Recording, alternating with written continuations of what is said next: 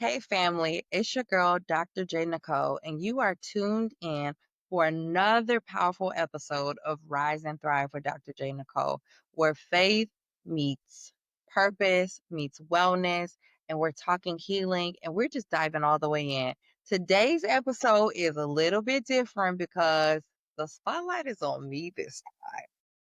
So y'all hear me pour into guests and like ask questions and hold space for stories, but today I'm handing the mic over to someone who knows me very well. This is my older sister. And while we didn't have a traditional relationship growing up, I feel like I had a built in bestie and I just tapped in. In the more recent years, we've done a lot of really intentional work, and my sister is a certified truth teller. Her name is Aisha Goodlett. So in this episode, she's going to ask me the hard questions so that you, the audience, get to know more about me, what I've overcome, who I am, what I've healed through, what I'm still healing through, and a little bit more about Rise and Thrive. And it's more than just, a podcast. It's also my testimony. And it's a platform that I want to share with others so that they can also give their testimonies and give the glory to God. So buckle up, y'all. It's about to get real. It's gonna be raw. It's gonna be organic. We might even talk like y'all not here because that's what we do when we get on the phone and sister. So it is my honor to introduce to you all my big sister, Aisha. Welcome to Rise and Thrive, sissy. My gosh. Hi, Sissy. Hi, everyone. I am so honored to be here, join you guys here today. And I am Jeannie's sister. I don't know if you guys can see the resemblance. But yes, and you guys are familiar with her and, just the type of person that she is and the path that she's on. And she is really an inspiration to us all on what it means to persevere and to, take the journey that God has you on and to have some triumph. Okay, to come out on triumph, come on out on top in the end and through it all to keep the faith. And so it is just an honor to be here and to interview you today. I know you are used to doing the interview, and so I'm going to take it over from here. And I just would like to welcome everybody into to Evolve Therapy and Wellness, okay, podcast. And we are going to dive deep deeper into our conversation today about who is Dr. J. Nicole. Okay, you guys get to see her in therapy. She's got the PhD. You get to you see the after effect, all right? But who was she before all of this? Okay. What has inspired her? What was it that, led her into becoming a therapist? I'm a little baby, but for real, today it is my allergy. Yes, and we're going to discuss her passion for mental health and her belief in wellness and mental wellness and the concern for the people in our community and to what has inspired her to be on a path to help others. So we are going to take it way back. Okay, we're going to take it all the way back. My first question is, who is J. Nicole? Like before the doctor title, before Howard, before, like, who was J. Nicole? Who was that? Well, okay. Well, if we go back, there was no Jane Nicole back then, right? Like it was Jeannie. Yeah. One of my aunts, she would call me Weenie. It depends on like what era of my life you met me before Dr. J. Nicole, right? So like there's the Jeannie, there's the Weenie. There's Elvira, which is also a funny story. One of my aunts, her closest friend, she would call me Elvira because as a kid, I loved kids, right? Like, and so I would be that kid at church that like had all the babies all the time. And so I don't know if anybody remembers that cartoon Animaniacs, Elvira, how she used to like chase them around and like want to hug them. So she would call me Elvira for that reason. I mean, I was a little girl, you know, born to a single mother. So just a little backstory. Aisha and I, we share the same father.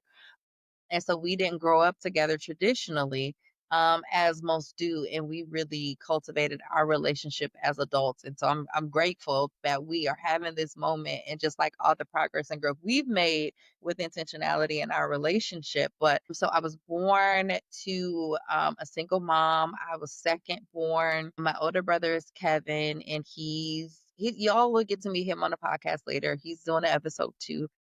But he was, like, one of my favorite people. Like, when I tell you I wanted to do everything my brother did, like, down to, like, baths, I noticed that, you know, he put his towels down low, so I put my towel down low, my mom's like, "No, come here, honey. You gotta put it up." You know what I mean? But I was just a very loving person. I was really a mama's girl for real. Like, my mother and my brother were my favorite people. They were the people I spent majority of my time with. Although I wasn't born in Racine, Wisconsin, I did grow up there. And so I just have so many different memories growing up there. I love being outside. I love playing with people, always connecting. I was a little bit extra, I think, as a kid. My mom recently was telling me how when I was younger, I would, like, almost, like, perform for people, or I needed to be, like, in the middle, in the mix, and, like, was just, you know, just that outgoing personality, so it's interesting for all of this to be coming, like, full circle, and I'm on a platform and talking and different things like that. But I was just a little girl that had, like, hopes and dreams and, you know, didn't have the easiest of upbringings, right? Um, as said, with my mom being a single mother, and then, we grew up in an interesting era, to just, like, frankly be really honest, in the '80s and the early '90s, like, Racine was plagued with so much violence, gangs, with drugs, teenage pregnancy, all of these different things that were happening around us. And looking back, sis, that was wild to Yeah. grow up in, like, and wildly unsafe. But it Yes. was happening in real time. And we were like the generation of being like latchkey kids. So parents had to go to work. We had to come home, make our own like lunches, dinners, snack, you know, that type of stuff after school. Or you had your own key. You let yourself in. And so there was a lot of things that could have gone on but didn't. But what I remember with like growing up, spending the first 6 years of my life with my mom, I just remember, like, I wanted to go to church, and I'd be like, "Call Auntie Ruby so she could pick me up. I wanna go to church with Auntie Ruby." You know what I mean? Like, I didn't know, I just knew I wanted to go to church, right?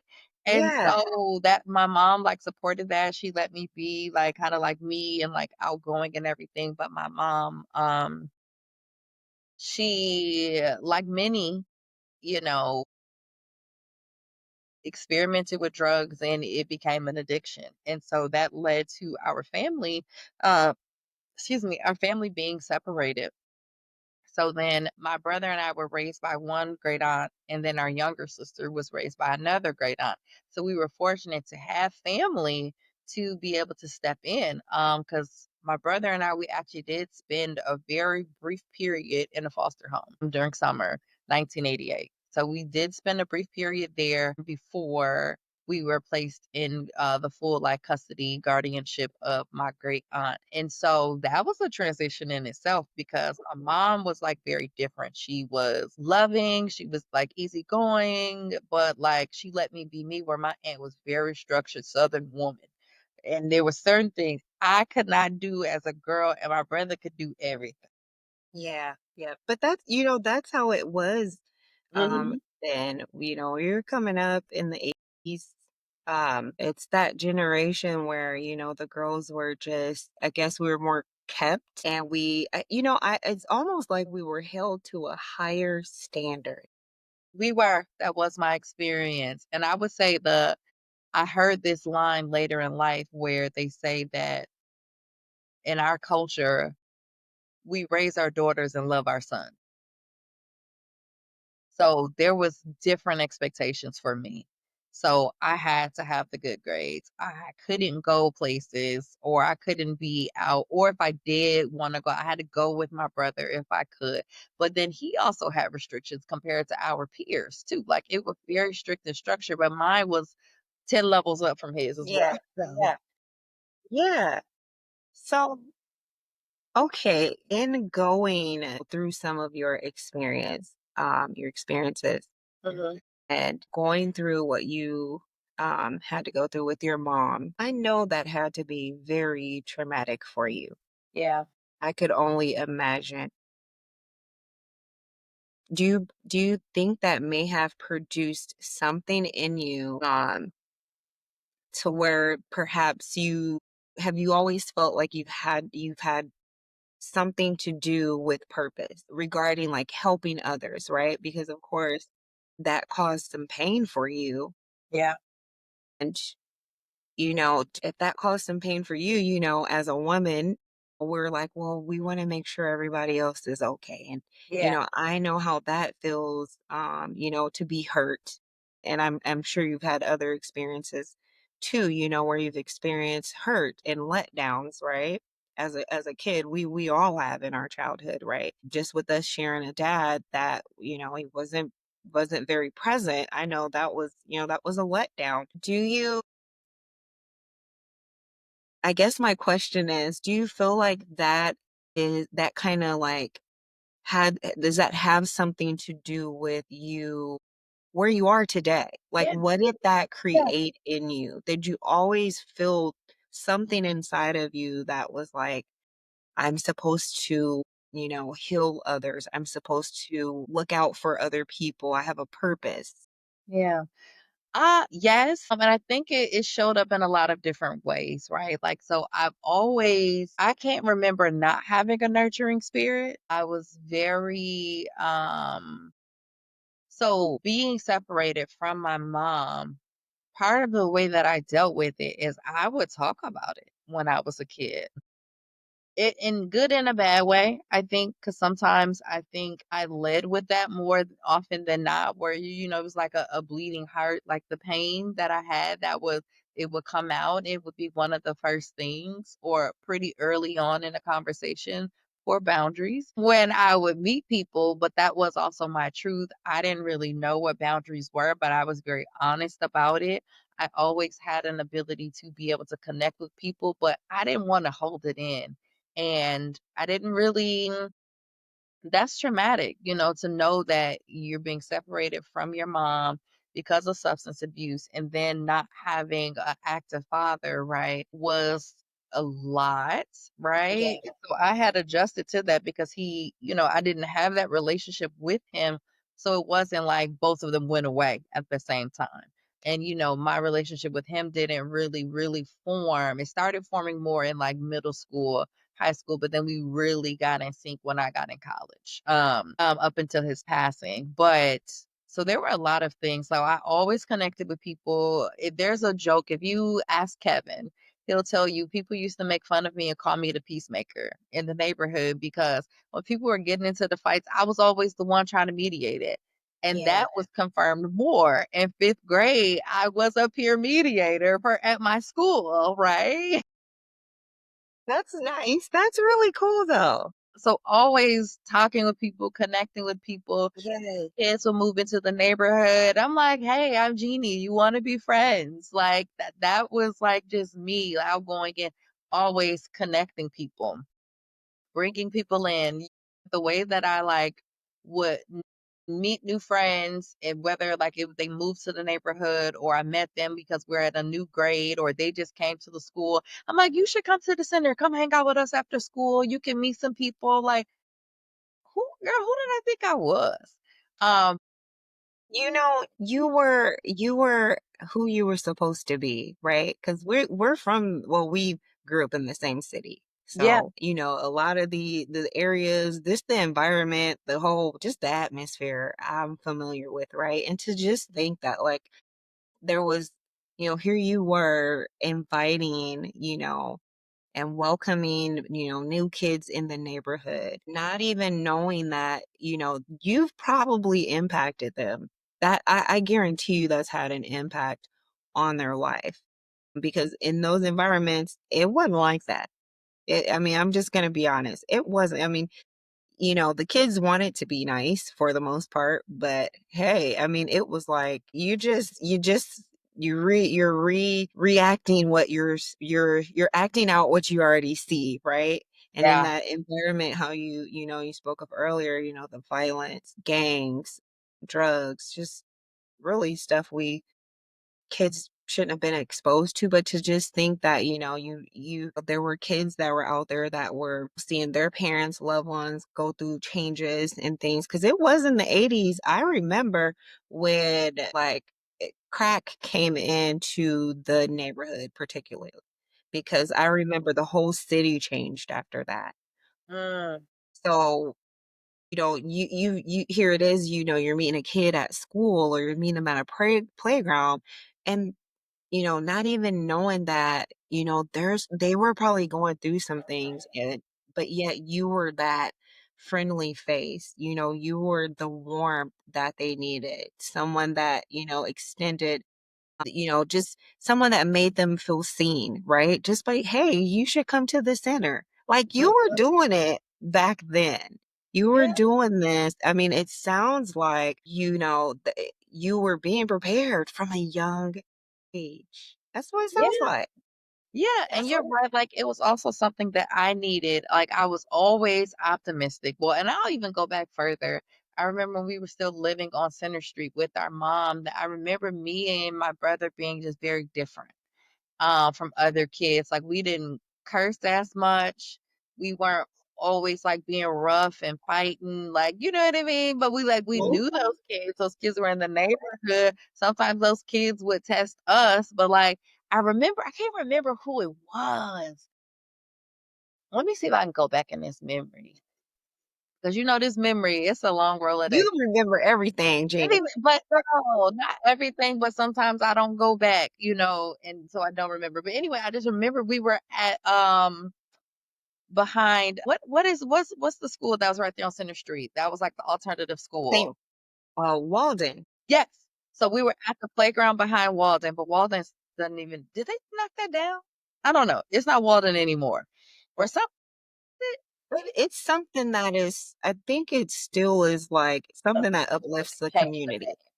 So that Yeah. playground behind Walden, I remember because we would be back there playing all the time in that park in that green area. And I remember some of the kids was just cussing and cutting up. And me and my brother would not cuss. Me and Kevin would Yeah. not cuss. They were like, nobody's here. Y'all not gonna get in trouble. We were just like, nah, we good. Like I had no desire to like cuss. And for some people, they were like, they didn't like that, right? But it was just like I don't get anything from that. So, like, I do remember, like, always being different and then moving with my aunt. She made me more different. Like, it was like we already were kinda set apart, but then she set me apart more with, like, her structure, her rigidness. And so, like, sometimes I resented it, but now I look back, I was like, "Wow, God, that was preservation, that was protection." Yes. Because I wanted to be like everybody else, but I wasn't like everybody else at the same time, and you don't know that as a child, and I think my family, excuse me, they saw, like, that green in me, that openness, that, like, lack of fear of people, or this is a funny story. I remember, like, my aunt, she would give us money because while we're up at the center, especially in the summer months, we could go spend our whole day there, right? Yeah, until I don't know, we could go up there as early as like noon or like 11, right? Because they would serve the free lunches up there. Yep. Yep. So we go get the free lunch. And then everyone is just like showing up and playing. And people used to try to act like they didn't get their lunch. We used to be in there having so much fun sometimes, but some people didn't want people to know that they was in there getting a free lunch because it would impact their reputation. Didn't they used to come in the little it was In like the a brown we plastic had the tray? brown bags with the Okay. grape juice that like the hospital grape juice with the foil that lifts up off the top. Sometimes we'd get a grape juice, apple juice, or orange juice, but we used to be in there having a good time sometimes. So we would still sometimes get a little money. This is when you could use a quarter in the vending machine. Ooh, the good old days. And so I used to love to get they had the ice cream machine. Mhm. where it was a really old model one where it, like, rolled it up one and then you pull it out. So, I would get the one that was, like, the milk chocolate with, like, the little nuts on it. I don't know if it was called the Eskimo bar, but anyway, I always would share. And I remember I had, like, I had $1.50 on me, I can't remember. I knew that day I just wanted my chips and I wanted my ice cream bar. And this boy Scooter, who used to be up at the center all the time, Scooter was like, "Oh, can you buy me an ice cream bar?" I looked at how much money I had. I'm like, "Sure." So I go buy him an ice cream bar. And then something else, I don't know if it happened another day, but it was happening too many times where he kept asking me. And Kevin went home and told, or I was asked how much money I had. Let me not throw Kevin under the bus. Okay. Okay. Kevin, he does get some bus throwing. He gonna catch some private tracks. He's the brother. He's a brother, but, like, I think they asked how much money that I had, and I was like and they were like, "You should have more money than that. How'd you spend your money that fast?" And Kevin, he did confirm that I was like, that I had bought somebody something or whatever, and they got fussed at for that, like, "Don't be giving your money to other people," and all that, and I get the lesson I was that they were trying to teach me was about not letting people use me. Right. Right? Versus they just told me not to do it. They didn't give Yeah. me boundaries. They didn't tell me how to do it safely, how to recognize when somebody's using you. Just don't do it. That never stopped me. I mean, I recognized where it was going with him, right? Like, and I saw that. I was like, "You're doing too much. I bought you ice cream like 3 days. 2 days. That's too much." So, do you feel like, that was 'cause sometimes it seems like we were told what to do, but not really, it was never really explained, right? It was a more of what not to do versus what to do. But Right. them, I told you, yeah, but not how. But was that also do you feel like it was, like, teaching you to, like, I don't know, just kinda, like, not help others almost? I think from a Like, what it it was what more of a protective thing because, like, I think in our communities, like, historically, right, like, we can lead with a lot of fear with how do I wanna say it? So, it's for the purpose of protection, but it's a lot of fear, and it's also an assumption that people are looking to get over or do something to you, right? Which for a lot of people, it is based in lived experience, it's transferred down intergenerationally as well, and so I think the intent was protection and keep what you have, but also, when I'm looking back at the context of this, right? This was a 50-year-old woman and her husband. How many years older was my uncle? He might have been, I don't know, 5 to 7 years older than her. I can't remember right off the top of my head how many years were between them, but they were getting their last son out of the house. When we came into their home, they had like a 15, 16-year-old, and they took in a 9 and a 6-year-old. And so with that, they don't have money to just be wasting and feeding Yeah. everybody else's kids. They just took in too, right? So I can see that now what they're saying, like, we're trying to provide things for you, not the whole neighborhood. But you know what? That was a thing, Jeannie, because I'd come make me a sandwich and then I would try to, make my friends. Some of my friends I knew, they were like, because, you go to their house one week and then the next week you go and it's like nothing there. So I kind of knew what was going on. And then they'd be like, I'm hungry. And I try to like feed them. And that's what it was. I get that response. Can't feed the whole neighborhood. So I mean, I understand, it's kind of like just surviving and just trying to do the best you can. Yeah. But even through that, I mean, you still They couldn't get it out of me. Like, I always was finding ways to help people, support people. I was always the one people would listen to. And then because I was on lockdown most of the time, and not because I had done anything, girl, I used to be put on punishment for the smallest offenses, yeah. honestly. But I knew it's protection. She was trying to nip anything in the bud early. Like, I would I wonder if she saw something in you that I was thinking about that Well, too, and I never had a chance to, like, really ask her some of these questions before she passed away. in 2019. But like, you know, because she was also a Southern woman, silent generation. She was born in 1938. We're not really talking about feelings. It's about action. This is what I told you to do. Like, and then it would be random like acts of service or gifts, but like there wasn't always explanation, but there was compliance was expected, right? And it was also there where I got stability with education. I got Mhm. stability with my home. I got structure with my home life, bedtime stuff, and, like waking up early and even going to church regularly. So all of that was good. So I didn't have to ask anymore about going to church because we would either go as a family to start, but then it transitioned into the church band would pick us up every Sunday morning for Sunday school. Then we stayed for the main worship, but then we went home and then they picked us up for evening worship on Sunday. Then we was back there on Wednesday. Then if we had youth group stuff on Fridays and Saturdays, we were there too. And I just wanted to go to Skate Town on Wednesdays like everybody else in high school, honestly. I wanted to go and skate. And nope, I was in Bible class. Okay. Well, that's that. So you've been on this faith walk for a while. So it Yeah, and started doing young. it when it wasn't popular or Yeah. like there were a few things that way that people would describe me, but like it would be like they would like I was like too. Yeah. How would that's another question, okay? Because I hear you talking about yourself, right? Yeah. And but how would your closest friends, even family members, how would they describe you now? Like, you've kind of grown up, you've kind of, and some of them may have even been around you, since you were little. Yeah. But, Yeah. if I was to talk to some of them today, which I've experienced, I have witnessed you being around your friends, and even then I see that kind of just motherly, you got a motherly spirit. I know I'm Yeah. older than you, but it's kind of like you just have this spirit of a mother. Yeah, But I've been around so certain I've people. seen that, but how would they describe you?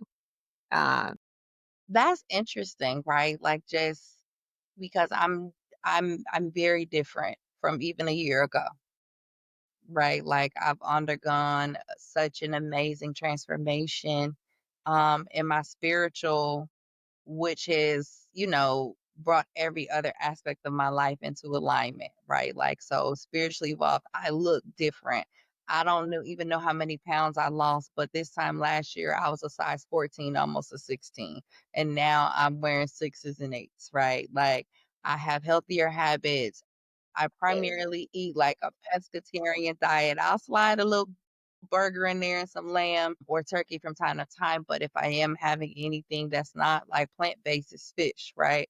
But even then, like, so I'm very different. So I think people are being reintroduced to me, right? Really into my identity in this like past how many months? Because it's not been a year yet, right? So I guess we're probably like closer to 10 months. Because it was like last June when I was really starting to shift. And shift back into my true and like really getting clear on my identity. As a daughter of the king, honestly, I was going through separation and divorce, so that brought up a lot of things. But if I have to like really answer that and what has not changed, what is consistent in that, they'll tell you. I think people would talk about my like being education, that's always been like a safe space for me, or like call me smart, right? Like or a bookworm, like that was one of those things I was called when I was younger. So they'd say something about like my education and just always in the books and always in school. Like, you gonna be in school your whole life, like my family would say. And I'm like, I'm not in school anymore. I'm working at a university.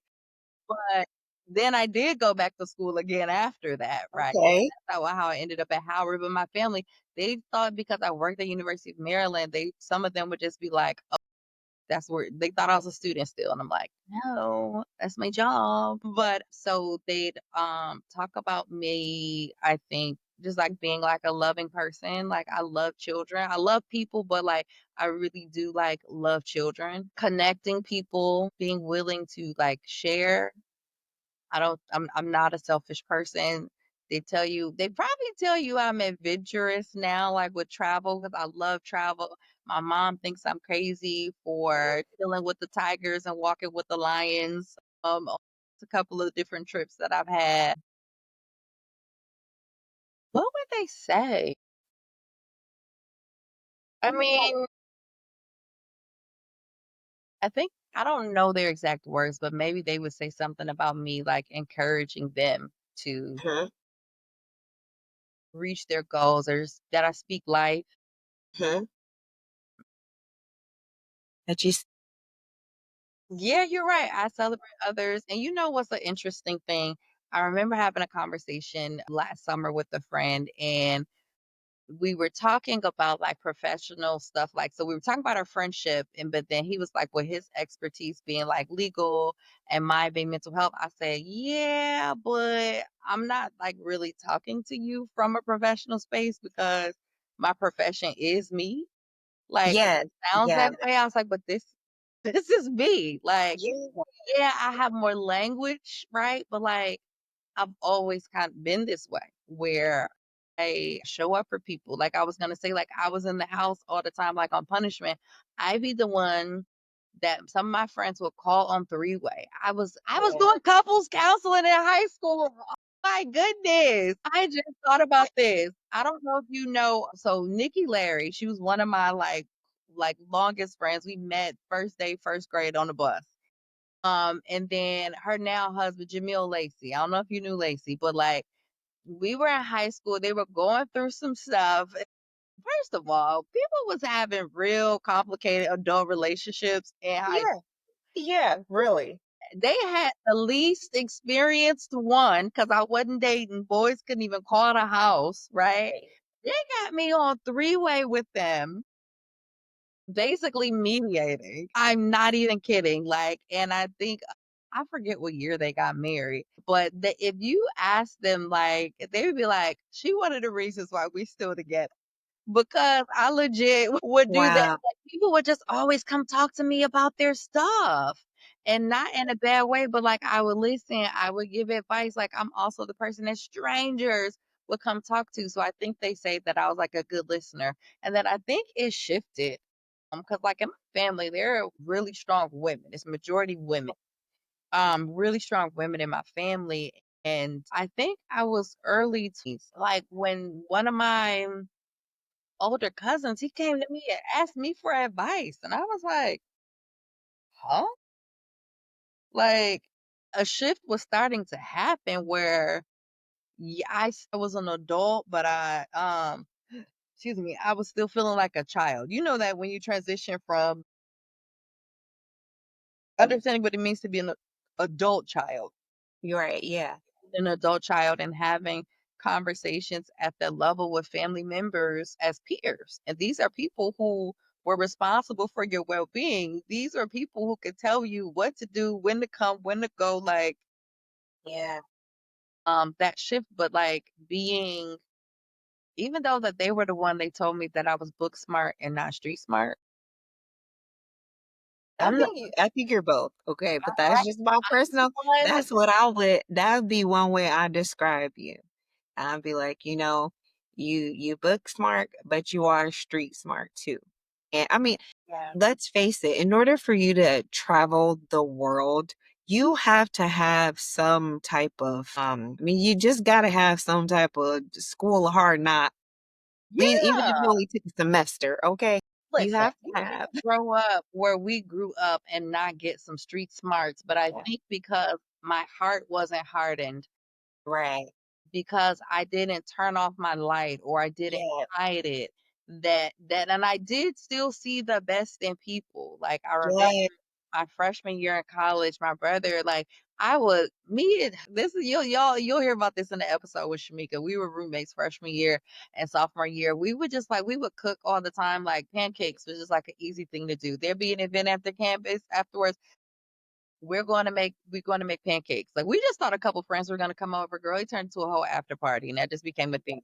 But like just always cooking for people, doing stuff. I would like braid people's hair. Some people I wouldn't charge because they was the homie or whatever. And my brother's like, Jeannie, you need to be charging people for this stuff. Wait a minute, you can braid, sis? You could break. Wait a minute. So Hold up. if so hair is a secret talent, right? So like I don't cut my hair, but like most of like my stuff I do, right? So I do my own bleaching and stuff.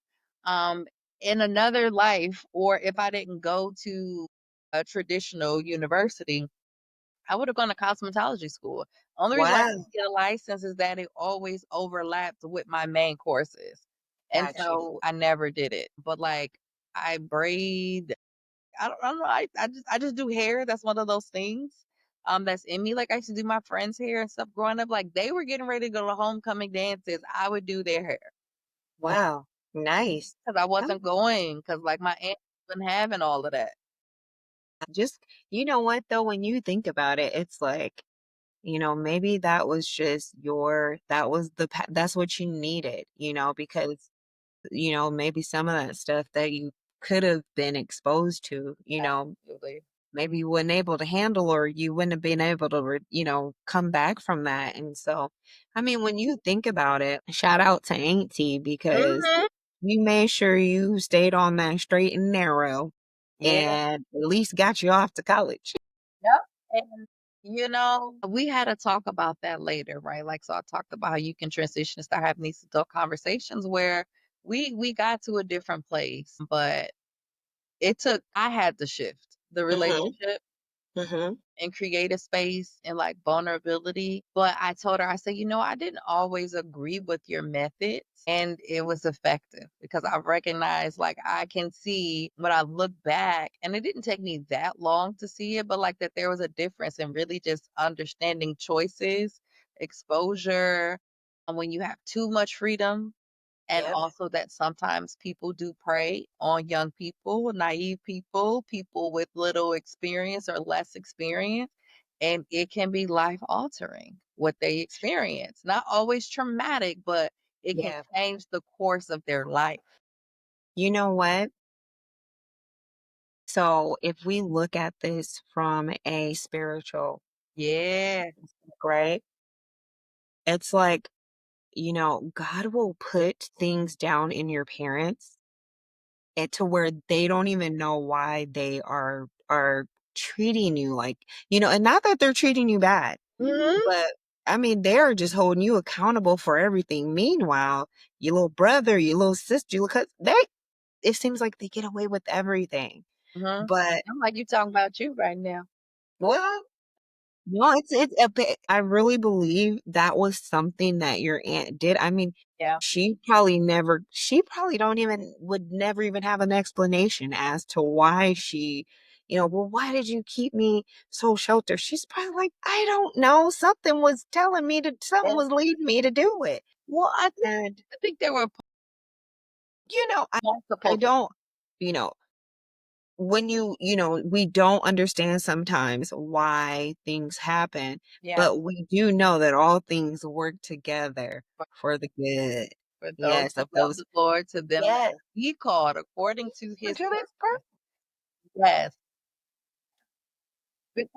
Before you go to that, I wanna say something to that, right? Because Yeah. there were 2 things, right? Like, she was very intentional about raising me to be able to take care of myself, Yes. so that I could be self-sufficient given, the lack of participation of our dad at that point, and then the absence of my mom. Crack was a very new thing. They didn't know if this thing was gonna end, but it didn't look like it was, right? Yeah. And so Yeah. she wanted to make sure that I could take care of myself.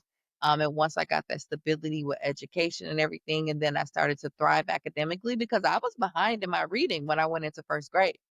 Wow. Found What? my first grade reading, I mean, my first grade report card, because she would just keep all of our stuff in the drawers. And somehow I was looking in the drawer for something. I think I was in high school. I never saw this report card. She never said anything to me. So that was one thing I think she knew, not I think, she knew that we were smart kids. We just had missed so much school with the inconsistencies of the struggles that my mom was having. So, like, I found this report card and it talked about how I struggle with reading. I was like, I didn't even know I struggle with reading. But what would happen if she told me that? What would that have done to my identity? Yeah. or because I did end up shaping a lot of my identity around school, right? Because that was something that I did do well. But she didn't play about me. And Okay. when I tell you she didn't play about me, I remember in high school there was a whole thing where I remember I told you I was doing my friends Leslie and Tierra, our cousin. Okay. I was doing their hair so they could go to the homecoming dance, or it was winter formal, cause I couldn't go, but I was like, "I'll do your phony pony." You remember the phony pony, sis? Yes, yes. "I'll do it for you," whatever, and then my aunt she was at her sister's house. I don't remember what was going on, but there was this whole argument about me, how she needed to give me more freedom, and people were asking why I wasn't going to the dance. Baby, word got back to me. My auntie cussed them out. And she told them, do not tell me what to do with Jeannie. She was not having it. And I think she really wanted to protect me from repeating a cycle, and Mhm. it was by any means necessary. And then on top of that, her youngest son, remember I told you when we came into the home, she just had a few years left to, he was 18. Well, when I was in 5th grade, he was murdered. He was murdered. He got shot in your neighborhood where y'all, or like off 6th Street over on Rowe. Wow. Shot and then, hospitalized, brain dead. And then, he ultimately passed. I don't remember how many days it was because we were like kept from the hospital and all of that. Like losing him, she got more strict. Mhm. Yeah. Yeah. And I'm sure that put more fear in her too because, she, got stricter with Kevin too. Yeah. Because now, because typically boys, they're good. They can go out there, they'll be fine. Yeah. So things look different for us. But she No. didn't play about me, just bring it back to Okay. and so I Shout did out to auntie. all of that. Yeah. Yes. And, and that I mean, even her taking you to church, Mhm. right? Allowing you to go to church, taking you to church, she played a part in, why you know God today, right? That's that school bus or the bus that was coming to pick At you church up to take van, you. Yeah, their church van. while I was out Yes. here being a little evangelist, taking all my friends to church. Come, we'll pick you up. Well, you know what? I got a question. I got a next that brings me to my next question. Okay. What did your faith journey look like? Yeah. Okay. We understand that, it started very young, going to church, going to Bible class. And have you kind of always had that strong relationship with God? Or was it more like you were just going to church, because that was the thing to do? And, of course, it'd be fun sometimes as a kid in church. They got Listen. activities, games, Yes. outings. So, like, do you feel like you've always had that? And then at what age did it really click to you? I Mm. know it's like two questions I in got one. you. Yeah, but what age do you feel like you started to take that Yeah. walk Yeah. on your own kind of, right? That you develop that personal relationship with God for yourself?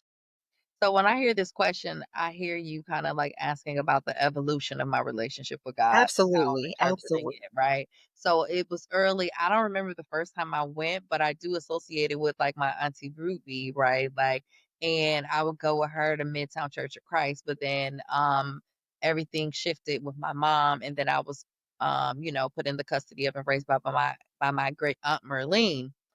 And so we would go to Lakeview Church of Christ. And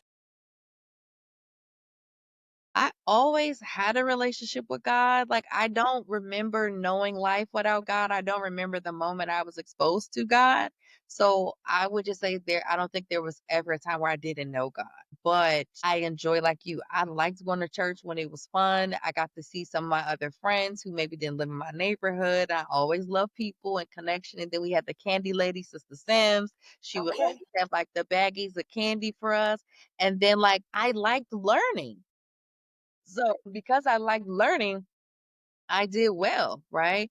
And I would just like soak it up. And I liked being in like plays and Bible bowls, like where Yeah. where that's just like the trivia and all of that stuff that you do. And I only didn't like it is when I felt like it when it was FOMO. Like I told you, I wanted to go to Skate Town on Wednesday nights when I was a thing when I was in high school for a few Yeah, years. yeah. That was the only time I didn't want to be there because otherwise I liked the people I knew. We had a pretty good youth group Okay. and we got really close with there was a couple, Dennis and Rochelle Hart. They were our youth group leaders. And so like we would be that was one place, that was a home that my aunt would let us go to freely Okay. without questions. And she didn't let us go to people's houses like but if we're like, "Can we go hang out with Dennis and Rochelle?" Or they will call to say, "Hey, can the kids come over?" And it'd be me, Kevin, then our friend Chuck. And Chuck also, we evangelized Chuck. He started just going on the bus with us.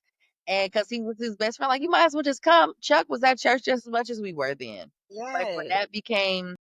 that was just like part of our life. But I got baptized when I was 11. Okay. So I would say that's when it like click, click, click, right? I got baptized at 11. I was faithfully going to church up until college. I moved on campus, but I didn't have a car. And we didn't have Uber and Lyft then. Hmm. And I was on campus out in Kenosha. You know, you need a car to be in Kenosha Yeah. to try to come back into racing, and then I didn't even know like Kenosha and stuff like that. And then it was in the opposite direction, a little bit out of the way for church. So no one was really picking me up, and so I wasn't going to church in high school like that. I mean, excuse me, in college like that. And but I still always had my relationship with God. I had those scriptures embedded in me, like in the same way, like I was just like a nice person, right? Then I moved to Arkansas and went to grad school. I went to church a little bit. I didn't go every Sunday, but I would go to Combe Street Church of Christ. Sometimes when I would go, my friend Shamika, I got her going to church with me. She actually like got baptized and everything down there at Combe Street when we were in Arkansas. And then I moved out to Maryland in 2007 and it took me a little while to find the church home because I had gotten out of the rhythm, but also all those years I felt forced to go. Like I always loved God, had my relationship with God, but feeling forced to go, it was different.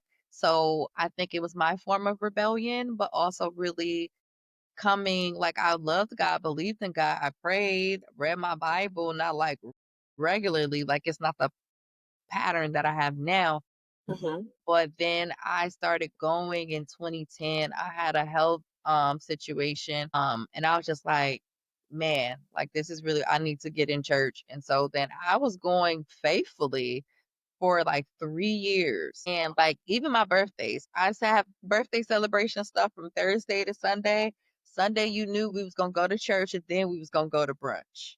Right? Like that was included in there. So I would invite people. So you can come if you can come to happy hour with me, you can come to the house of the Lord with me, is how I felt, right? Like if you can come have dinner with me, you can come to the house of the Lord with me. Yeah. Now, how Um old were you? How old were you? So, so this time I am like mid 20s. okay.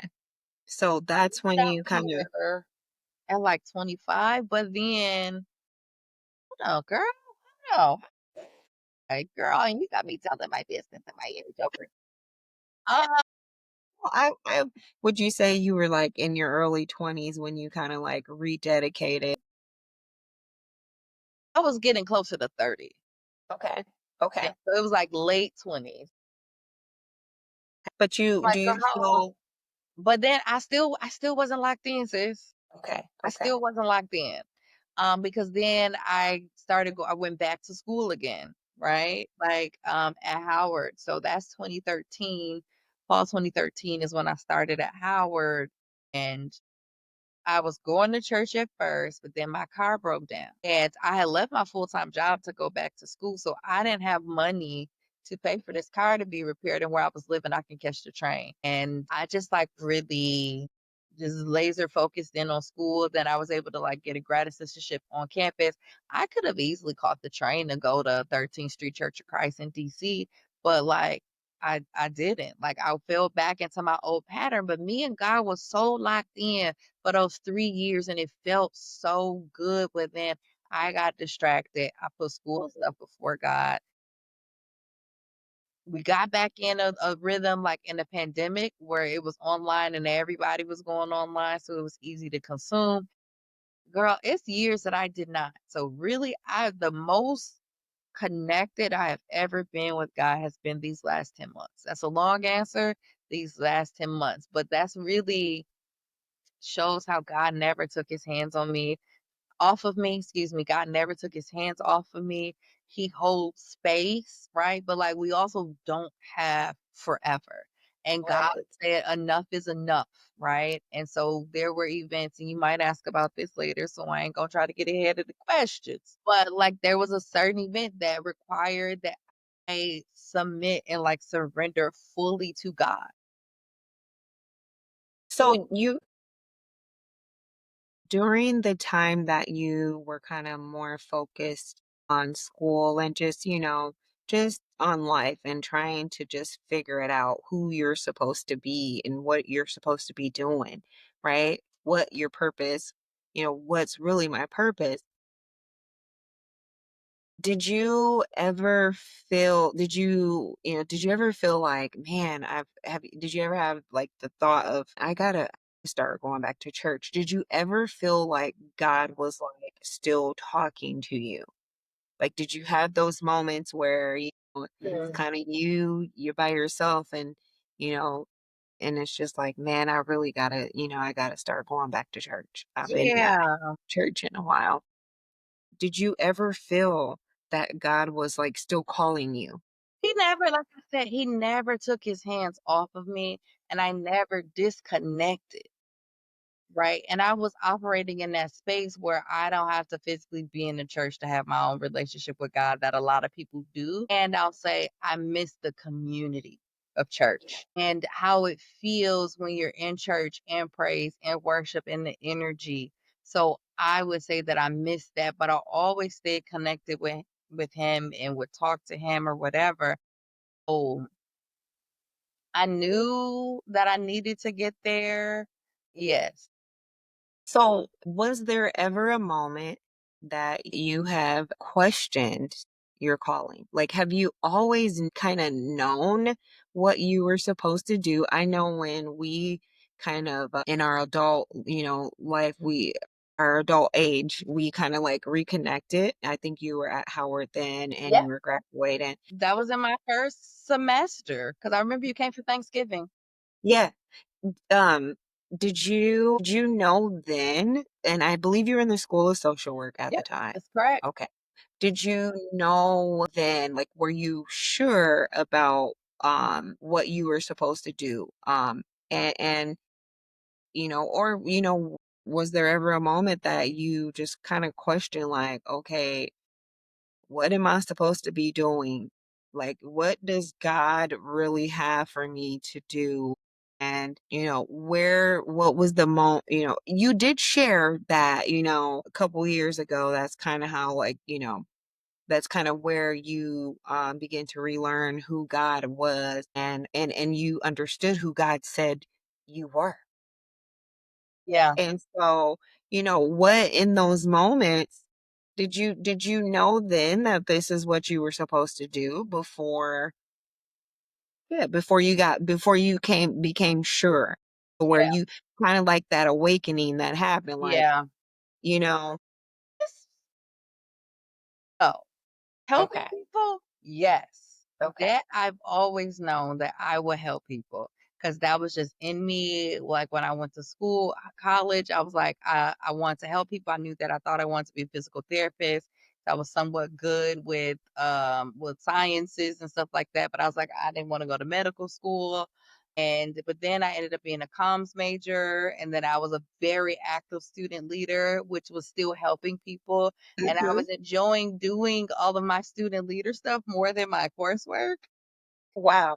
But that's how I ended up in student affairs first and going to get a master's in education because college was so transformative for me and like figuring out more about me. And I had freedom. I could spread my wings. So, like, all the involvement stuff I didn't get to do in high school, I was doing all of that in college and helping other people do it. So, like, I did almost every student leader position you could think of, in college except for be an orientation leader. I was a senator in student government for like 2 months, but I was like, they argue too much for me. I got up out of there. But I did black student. I think, when we said how would your closest friend describe you today, I know that leader would be in their leadership. But yeah, I know that. I No, just wanted I to throw think that you're in there. absolutely right. Because it's just, like, something that's, like, organic, I think, for me that I'm like, "Yeah, I'm a leader." Like, I know I'm a leader, but, like, that, like, didn't even just, like, occur to me to say. I was thinking more about, like, my characteristics, right? Like, am I yeah, I was thinking more about, like, my character, than that, but I think you're absolutely right, with Absolutely. that. And And we know feelings that you're just kinda came to mind, right? Bold, like, stronger language, I think, has come up, I don't know if any risk taker, but, like, not in a crazy way. no, it definitely, I would say you're a risk taker because one thing I've learned about you, right, is how would I'm someone that could describe you, and I How really would you have describe this? well, so like you said, risk taker. One thing I've learned about you is that if God tells you to do something, you're going to do it. That you are a person of strong faith. And, and yeah, that's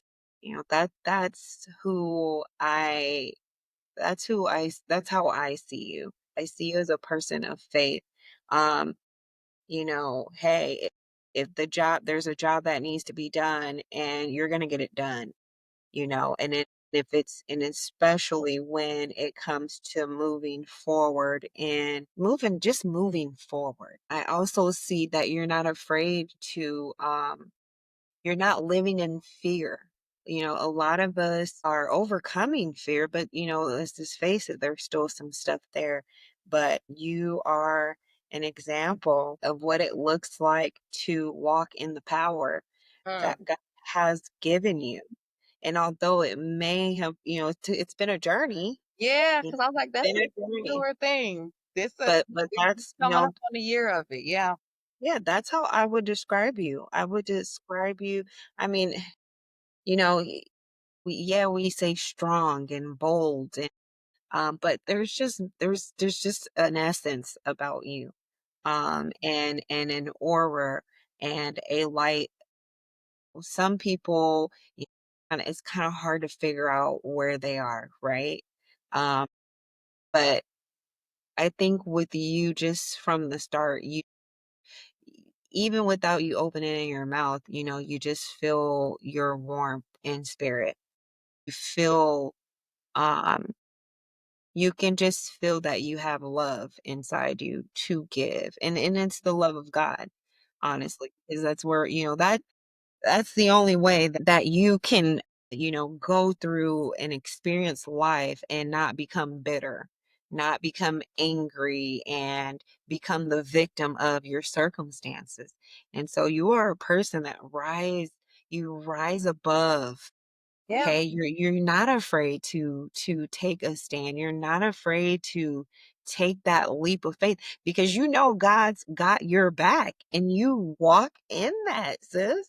And hey, that is that's a good character. That's tough character that you have, and that's a wonderful thing. I mean, you're an example, you know what I mean? That you can get there. Yes, it may take some, it's going to take that mind. You got to shift the mindset. It's going to take some discipline. It's going to take some obedience, but you can do it. You can do it. God's waiting for he's waiting for you to walk in the power cuz he's already given it to you and you are doing it. You're girl, you doing over it. here got my little eye water, and it's not the allergies this time. That really is a little baby tear trying to form over You there. But what you yes. just said, you just connected some dots for me about discipline, obedience, and all of that. Like, living with my aunt was preparation for being in a relationship with God, but his rewards are greater because she just expected me to do certain things. I had to have good grades or else, right? Right. But Right. like that structure that she had, like, that's where what I returned to. Yes. That's what I've returned to. So last year, like, I had just had enough of doing it my way. Like, God has never taken his hands off of me. And excuse me, he was just like, this girl, right? So like I learned hyper independence, which was like well intentioned because very much so there was no guarantee that either of my parents were going to come back and or be able to take care of me. So then what did that mean? I had to be able to do it myself, right? And so my aunt, like, well, I got my first job at like, was at 14 with the work permit, and I've been working since I was 14 years old. There may be, if I had to total up the months or like the amount of time I've not worked since I've been 14, probably 2 years or less, or the time I did not work. I've always worked. And part of that I had to, but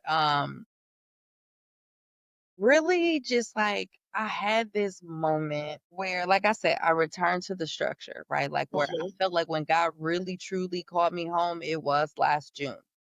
All right. Now, All right. throughout this process, I've maintained a very solid relationship with my minister and his wife. Okay. They're my godparents, is what I call them, and McMom and McDad. So he would always call and check on me, and I'll be Now, when you say he would call and check on you, you've been through some things, "Mm, divorce being one of them, career changes, yeah, heartbreak, ton of loss." what helped you rise up, through that? I know that you just mentioned you're close to um, your godparents, and he would call and check on you. Was that during that time where Away, you were yeah, going through? that was part of it, right? Like so. There was some distance when I was coming less, but then we had a talk and he like actually really apologized to me. And he was like, I should have been more there for you with everything that, there was no way for him to know all the stuff that was going to come, all the loss and grief. Like I went through like a 7 year period where every year I was losing people. So never really fully recovering, where it was like I was just stuck. But that was always there, but once we got back, like, into a regular rhythm of communication, he would just call and check in. He would never be pushy about it, and even when I moved to New York, and I ain't had no business in New York, but, went to New York because I was being a good wife, or that's what I thought I needed to do to be a good wife at that time in my life, and even there, he would call, he would check in, and so, like, I knew I always had my relationship with God, like my all the Bible scriptures and stuff that I learned in Sunday school, I can memorize. Those were really truly inside of me. So when in those moments, was there ever a moment that you felt like giving up? No, And it no, like Okay. that's never ever been an option for me. Like no, never. Like, even when I was a kid, like, even think when the stuff happened with my mom, and then, our dad not really being there, it was just like, I got to do better because I didn't want my kids to go through this. Now, I'm nobody's birth mother, but like, I always just knew that I wanted a different life. I figured out that education was going to be my vehicle. I didn't know how I was going to do it. I really and truly wanted to go to school out of state support. There was no one there. That path hadn't fully been cleared to make it like, this is what you do, right? I had a couple of cousins that had gone to college but didn't finish. So like I didn't have that. Blue Okay.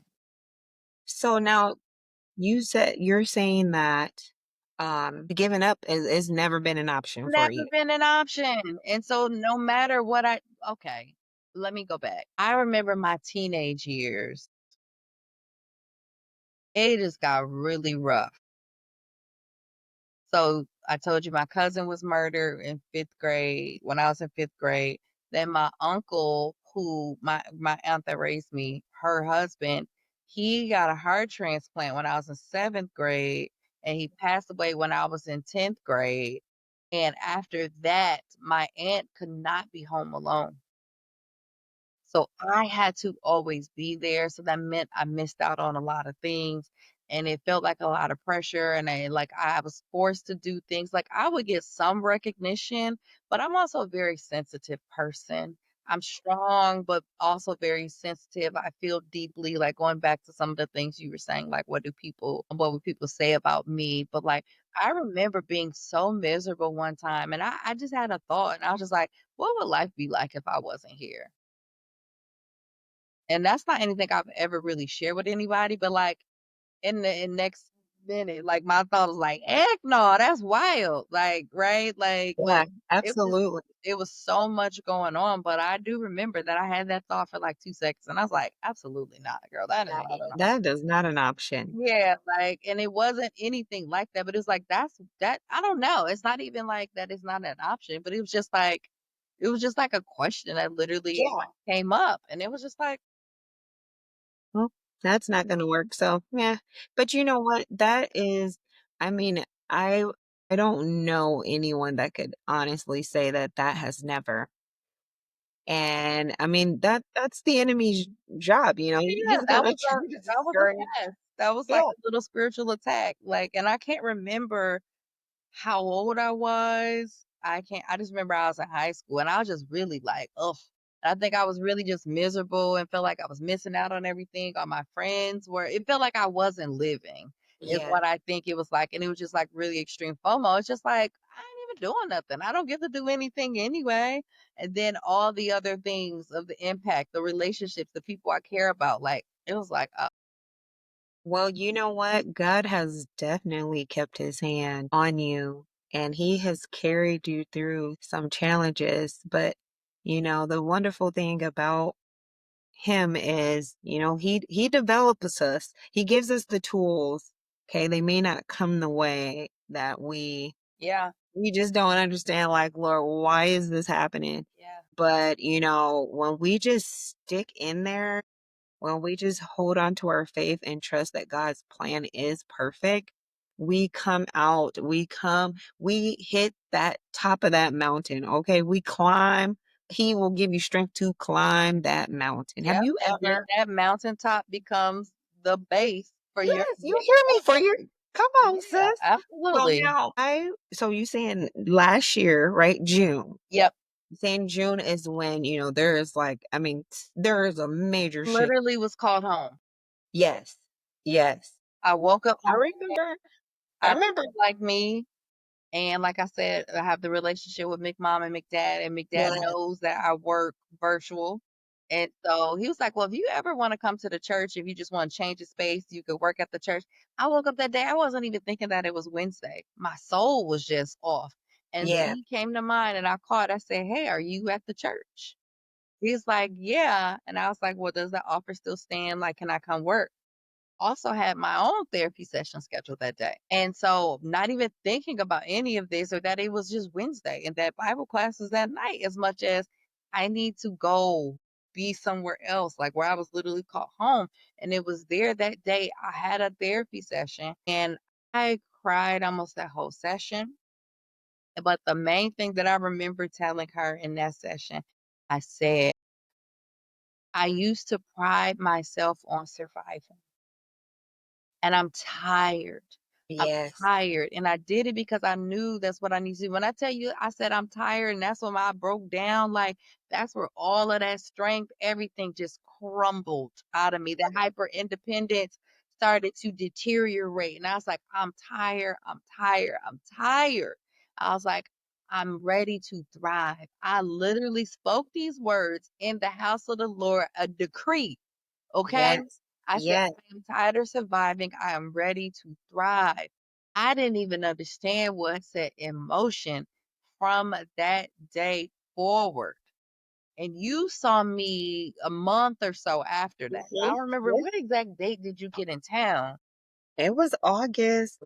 So it was a little over a month because that was like one of the last weeks in June. So you saw me like on week 5 or 6. Mhm.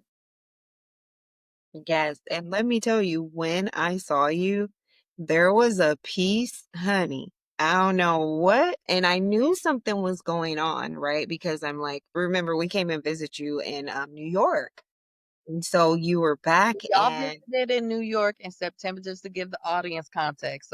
yes, yes, September 2023, y'all came to visit, me and the ex-husband in New York, and then I was back here in Maryland yeah, a yeah. month, almost less than a month.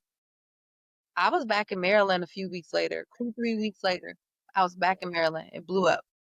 Well, you know what? I don't know if I was aware of that, and I'm not too much. Yeah, I'm not too much of a prowler, so I You was don't just like, have to be. We had gotten into this rhythm. There was a rhythm there where how do I wanna describe it? 'Cause one, I'm the one in the relationship. We could beef, but I'm not gonna take that over into this. right, It's not gonna right. spill all over every other thing. Right. Yeah, well, and you didn't I just knew you were back in DC and he wasn't with you. And And I then, wasn't like about it at first. yeah, and this was a little bit before I did come, you informed me like, "Girl, no, like I'm here, but hey, and I remember before I came to see you, I was telling, my husband, I'm like, "Hey, I'm going to see my sister, but no, remember I was coming to pick up nephew, right? Because he was Yeah, out there for a little bit. visiting his So, grandparents. Yeah. yes.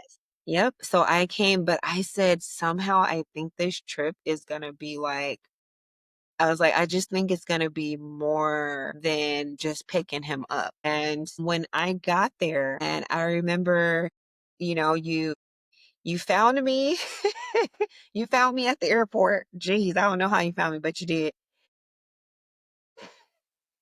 And it was busy, but It's you always found me. busy. That airport is always busy. That thing was, my goodness.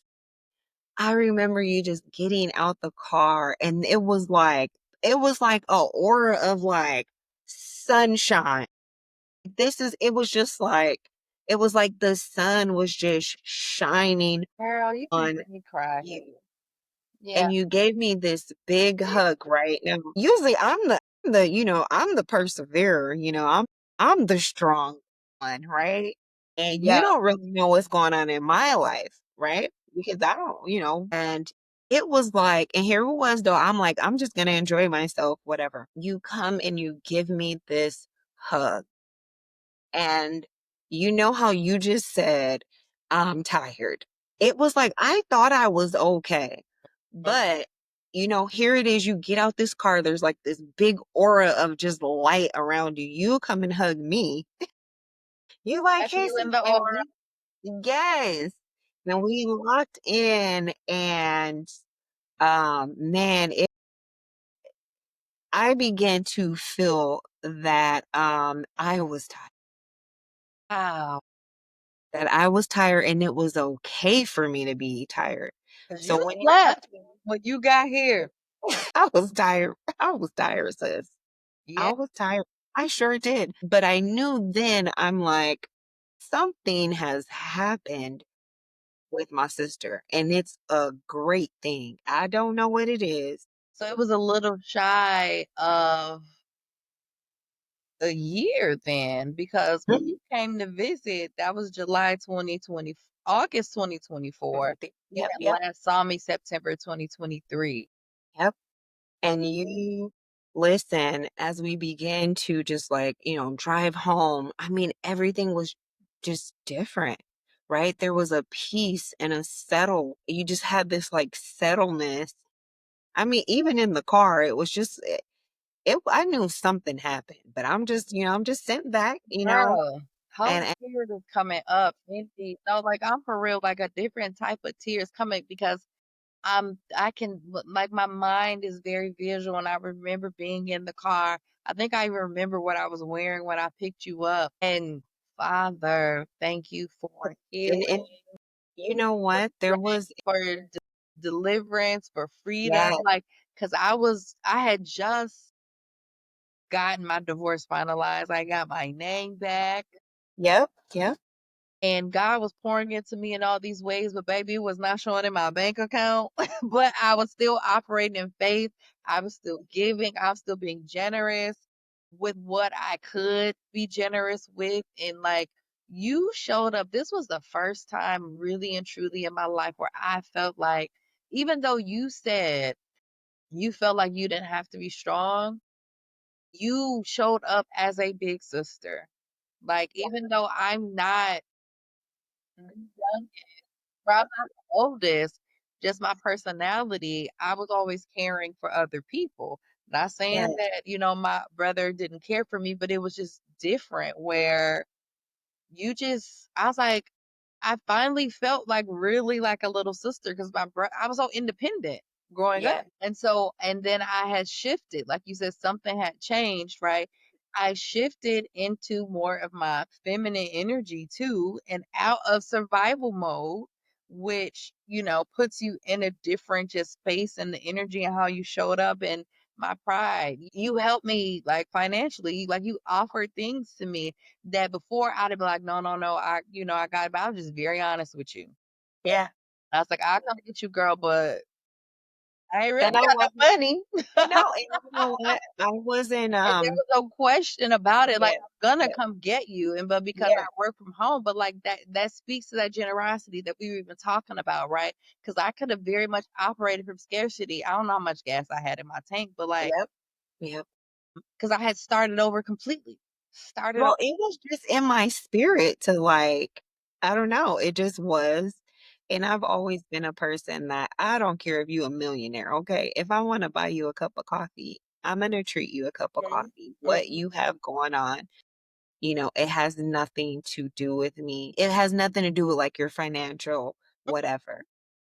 yeah, But not once, let me tell you, you never listen, you was rich in spirit because I yeah, never seen absolutely. anything that that said you were like, going through some things financially. I never seen any of that, sis. So hey, And God will, I'm not ashamed about it, but that's also yeah, how God works. yeah, Also yep, how he works. All of my needs were provided for. yes, That was also part of the lesson that I was learning. And he also like he just sends things and people on time. Like I had other people who just kind of like reached out to me like, you know, cousin Cody, yeah, you know, cousin Cody, I'm send you a little something. yeah, yeah.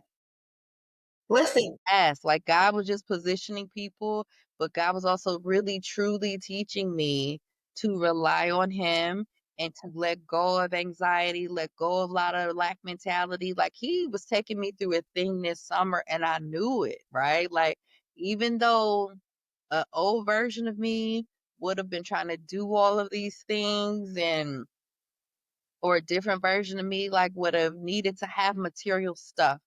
yes, There had to be a separation where I had to depart from the material. And yep, you saw part of that yeah, when I I was in did. that closet. I did. It was some good stuff, by the way. I say, well, It you was want some it? good. You said I gotta let it go and I can't fit majority of it, right?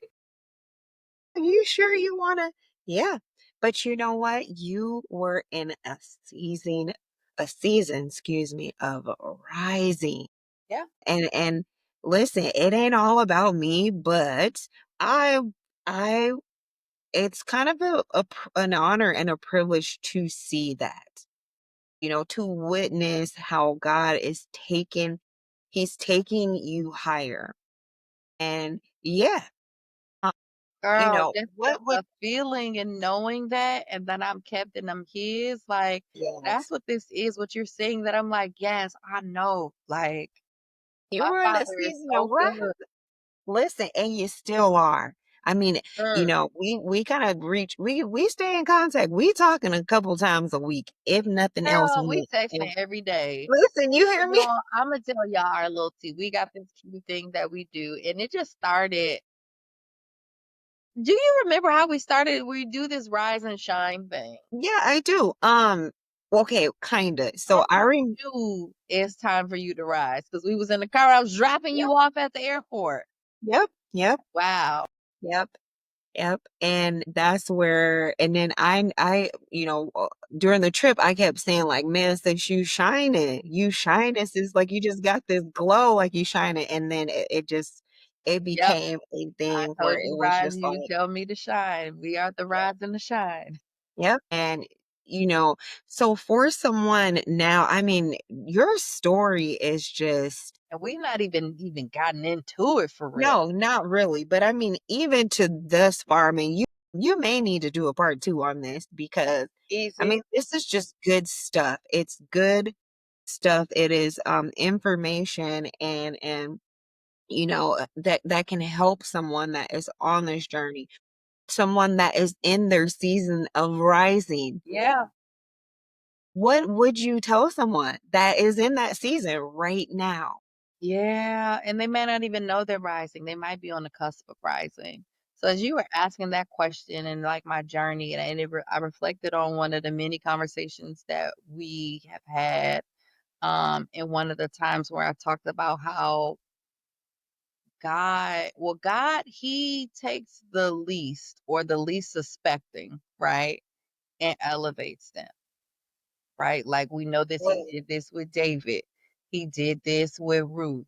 He did this with Esther. He did this with Joseph. He did this with Saul. He did this with Abraham. Like he just repeatedly over and over, he picked people that you would least suspect or just ordinary people, right? And promoted them. He gave them purpose. He qualified them. He didn't call somebody else qualified. God qualified them. So it was clear that it didn't come from anyone, anything but God, right? And I remember this summer we were talking, and I said, because I just be talking, girl, and the stuff, it just be rolling off. And I said something to you along the lines about my journey from poverty to PhD. And you were like, sis, oh, whoa, that was that was heavy. and That was heavy. It's like, wow, because when you think about that, man, that's real. we're That's talking about real. if we were like just brutal with the facts, born to a single mother who later became addicted to crack. I had an absent father who did not claim me to begin with, spent a brief stint of time in the foster care system, was adopted by oh well, not formally adopted, but placed in the permanent custody of my great aunt. I was a first generation college student. Then I go on to like do all these things and you go get I got like 4 degrees. Um and to do all this stuff, I interned at the White House. Like I've been in spaces and places with like people that you could not have told me that as a little girl from the South Side of Racine that I would meet and work for the President of the United States, a Black man. Yes. You Yeah. could never have told me any of that, ever. You couldn't have told me I knew I was different, right? But you couldn't have told me that I would travel the world, but I would watch things and be like, man, I want to be there. Like when they used to show the like music festivals on BET, like, and they would be like on beaches. I was just like, man, I want to go to one of these jazz festivals. But going back to your question about the people who maybe they're still asleep, but God hasn't taken their hands off them, where God is nudging them away. He's allowing them to have a gentle rise is what I call in the morning when I wanna I wake up slowly, so I don't just have to hit the floor and go, right? Where they are in the gentle rise, they're still asleep, and God is still asleep, and God is nudging them to really just, like, lean in. He's calling us home. He's waking up his sons and daughters, and he's calling us home, and he's tapping us, and to go with it. He's going to give you your instructions. And he's going to give them to you how you need to do them. And especially those of us who have been asleep and we've been distracted as a consequence of Yeah. our choices and trying to do it our way without him for whatever reasons, where for me, like operating in the hyper independence in my worldly experience, thinking that God didn't need to be bothered with my concerns if I could handle them. And I had it all wrong. And this is where, excuse me, this is where we need to understand that God wants to be involved in everything. There was Yes. nothing too small for him. Once Jonathan McReynolds put it perfect in his song Detail. That was one of the songs. So music was also a big part of my transformation period. And Okay. his album, is it Truth or My Truth? That is called that song Details. He said, Yes. want you in my routine, the typical mundane everyday thing. Yes. Yeah. Yep. And that's what you need to do. Involve him in all of those things. And when you do that, like God wants to be chosen the same way, like we want to be chosen and we want to be loved. We Yeah. have to do that first with God, but we have to allow him. We have to call, like, welcome him into the space. He's always there. God is a gentleman You hear until me? it goes too far. Because Yes. one thing God will do, and he had to do with me. And if you follow my YouTube channel, I've already done the talk on when God literally told me, let him go. He's a father. He is that. Father. And then I said, but God, like, but dad, I want to da da da. And he went silent on me. And it was very much a okay, have struggled with that, my child. And Yes. he saw that I was keeping on, keeping on. It was 2 months later, after to let him go, that it blew up where he, like, made that man rise up against me. Yeah. So what Yeah. I'm saying is, if you're feeling things rising up, if you're feeling all of this resistance, if you're feeling all of these difficulties, if it's getting hard, what used to be like easy, and you're like, how did I get here? Like all of that, God orchestrates situations to move you. Yes. Because if you're Yep. like me, you'll get comfortable in spaces that are familiar. And they Yes. may not always be healthy, but they're familiar.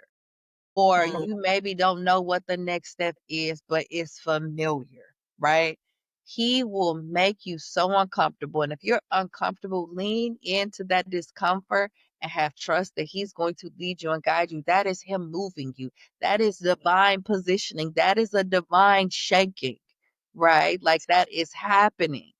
And you gotta go. You have to Yes. lean into it. Like, and man, I also, and I don't mean this in a bad way where I'm judging myself. That's not what what the intent is, but I'm just like seeing what God is already doing, and I'm experiencing more of it in the spiritual, and it hasn't fully. People can see it, but like Yes. it's not material. It's Right. like No. experiencing, right? And you can see it, you can feel it, but like, girl, I done lost my thought. Whoop. Well, you know what? People, it's the glory of God that's on your life Yes. because everything that you're doing, it's not for personal gain. It's Hmm. not for notoriety. Yep. It's selfless. The work that you are doing, the path that you are on, it all leads to Him. It all leads to the glory of Yes. God for His name and His glory's sake, Yes. so He can be magnified and people be drawn to Him. It is it's a serious thing when God puts you in, the position of being a therapist, right? You have Hmm. sisters He that, gave me my practice. yeah, they watch for the people's soul, but he's also provided. God is the creator of everything. There's therapy and counseling here on earth for a reason, right? And so he's also providing his people with the tool to heal from some of these earthly things, some of these earthly situations that their experiences. And that's a serious that's a serious position to be in, and it's a serious responsibility, to be in a field where to work in a field where you have a responsibility of helping people heal, but also removing yourself so that God shines through, so that they can see that all of this is not from me. I'm not healing you. God is healing you because He is a mender of a broken heart. He will repair your mind. Yes. He can restore you and He will help you to recover. And when you can go through that process, then you will rise and Yes. you will thrive. Thrive. Yes. Does thriving mean to you? And how do you know when you're truly thriving? Thriving is when you become aware of your divine assignment, you accept your divine assignment, and you act on your divine assignment. And obedience. Thriving is maintaining an intimate relationship with God that doesn't feel like a duty. Yes. It's a desire, and your day feels incomplete without Him. And because a divine assignment is purpose, it is Absolutely. purpose. Tell us about this. Tell us about this rise and thrive, Yeah. which you've kind of, just explained, um, how a person will know when they're truly thriving. But why this podcast and why now? Why now? Okay. Girl, I was trying to think. I said, how did I even come up with this name? I was like, that was none but God. Like when I tell you, I saw somewhere that someone broke down. They were like, what our purpose on earth is very simple, and we be overcomplicating it. It says you can read the first book in verse, like chapter and verse of the Bible, Genesis 1:1. And the first three Casey? words, or first five, in the beginning, God created. We're all put here to create. And so I didn't know what my thing was. 'Cause I was trying to do different things at different times, but I didn't feel it, or I would like it, I'd be good at it, but like then it would feel like work, or I would feel trained, or something would be happening. But I don't so God, like God gave me the name. So when I say I've been creating, like I've been creating, been collaborating with the Trinity. I had my brother cracking up on the phone. I was like, it's just me and the Trinity over here doing the things because I'm a one woman show right now, like in the physical. But just sitting down that intimate relationship with God is where I got the idea. Like I knew the thrive thing was in there, but the rise came from us, rise and thrive. But like putting the 2 together, like it just came from God, but like what's happening right now is because I had to rise and thrive. And this is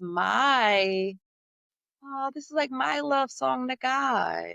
Yes. This is me showing my respect for, this is me making my Father proud, my heavenly Father proud. And I'm so like I had no idea how this was gonna go. Like when I tell you God moved quickly and He will download something to you and you gotta go Mhm. because You can miss God. I'm glad that, that's a good point there. When He gives you stuff, you got to go because you do not want to miss God. When He is working, you got to get in that pocket, take that rightful place. You need to be in the right place at the right time. you gotta be So, prepared and you gotta be yeah, obedient. yes, yes. 'Cause He would have given my assignment to someone else. Another assignment might have come around for me because, like, I think it was in church maybe a month ago, and they were like, "What made Moses special?" They were like, "Nothing. What made him special is that God chose him, is what made him special. God called him, right?" And so we have to be ready to accept our call. Like, since I was asleep, and I told you that, like, I was asleep for a long time. But this Rise and Thrive this is like my dedication to my Heavenly Father, making him proud, giving my testimony, opening a space for people that I've known for decades. Like, people that I've known for a long time, and we've never really even had in-depth conversations about God. I think there were people where it was like a given, there was an assumption, about belief, right? Like, and even how I showed up, I don't think people questioned if I was a believer, even though I did get challenged this summer by somebody who knew that I was a believer and then questioned me like as if they didn't know, like we hadn't prayed together. And I was offended at first. And then I was like, you know what? That was just the warm up. Yeah. That was Well, the warm up. And so, but God wants me to tell, He had been telling me to tell my story, tell your yes. story. And I didn't know how, I didn't know when, I didn't know where. And I wasn't I'm not ashamed, like, I speak openly about things, but then Mhm. like, God, I don't know, cause that divorce thing, it took a little minute to get the shame off and working through that part of it, and, like, the failure, being embarrassed about completely starting over, and, like, basically walking away with my name is essentially all that I left with, right? Do you feel like there was a freedom to It is. kind of surrendering all of that, just surrendering in it, just, okay, God, this is what it is. Listen, And yes, Imma quote Lauryn Hill and D'Angelo, "Nothing even matters." okay, come on No now. more. Like, in terms of, like, material stuff, like, yes, your girl likes nice things. Yes, nothing wrong with that. She does.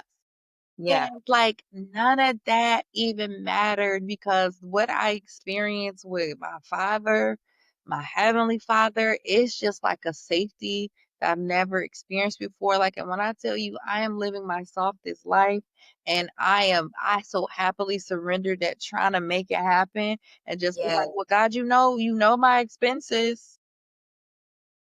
You'll make a way for me, like, you'll do it, and, like, that probably will is making somebody uncomfortable hearing this or seeing this right now, that I'm like, I don't know, and I completely work for myself right now. yeah. Well, you are also Not true, nope, let me correct nope, this. I yeah. don't work for myself, I work for God, and I was Come telling on you, now. God is my boss. Yes. Gave me my practice. He gave me this podcast and like he's given me the freedom to just be me. And one of my clients came back, or we did like a check-in call, and I hadn't seen her in a few months. And when we were talking, she said, Dr. J, did you like become a pastor in like 3 months or a preacher? And I just started cracking up. I was like, girl, God is over here doing a thing because He doing she, and she's here for it. So why now is because that experience that I had as a woman, being able to identify like my love deficits, how that impacted who I dated, how I dated, and how I did not wait for who God sent me, how I thought the person because they matched so many of the things that I wanted, I just knew it had to be answered prayers, and it was a really good counterfeit. It was a really good trick of the enemy. And I'm not wow. saying anything like bad about him. He just wasn't Mhm. supposed to be my forever person. Right, great. He wasn't Yep. supposed to be my forever person.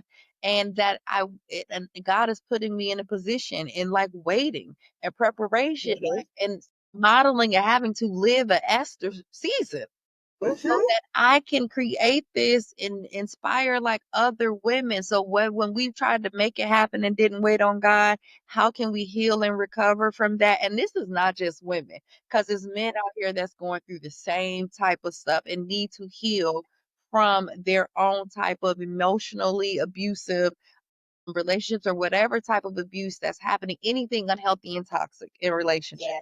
Yes. But to be able to say it's okay, like yes, that desire for love is in your heart, you deserve it. And how can you do your part to really wait and not try to speed up God's timing, to take your hands off of it, to not flip the pancake before the bubbles show up and ruin the pancake, and then you got to clean up or scrap it and start over. So Yeah. that's right. And there is wisdom in other people's lived experiences. Mhm. So this is for others to be okay with not being okay.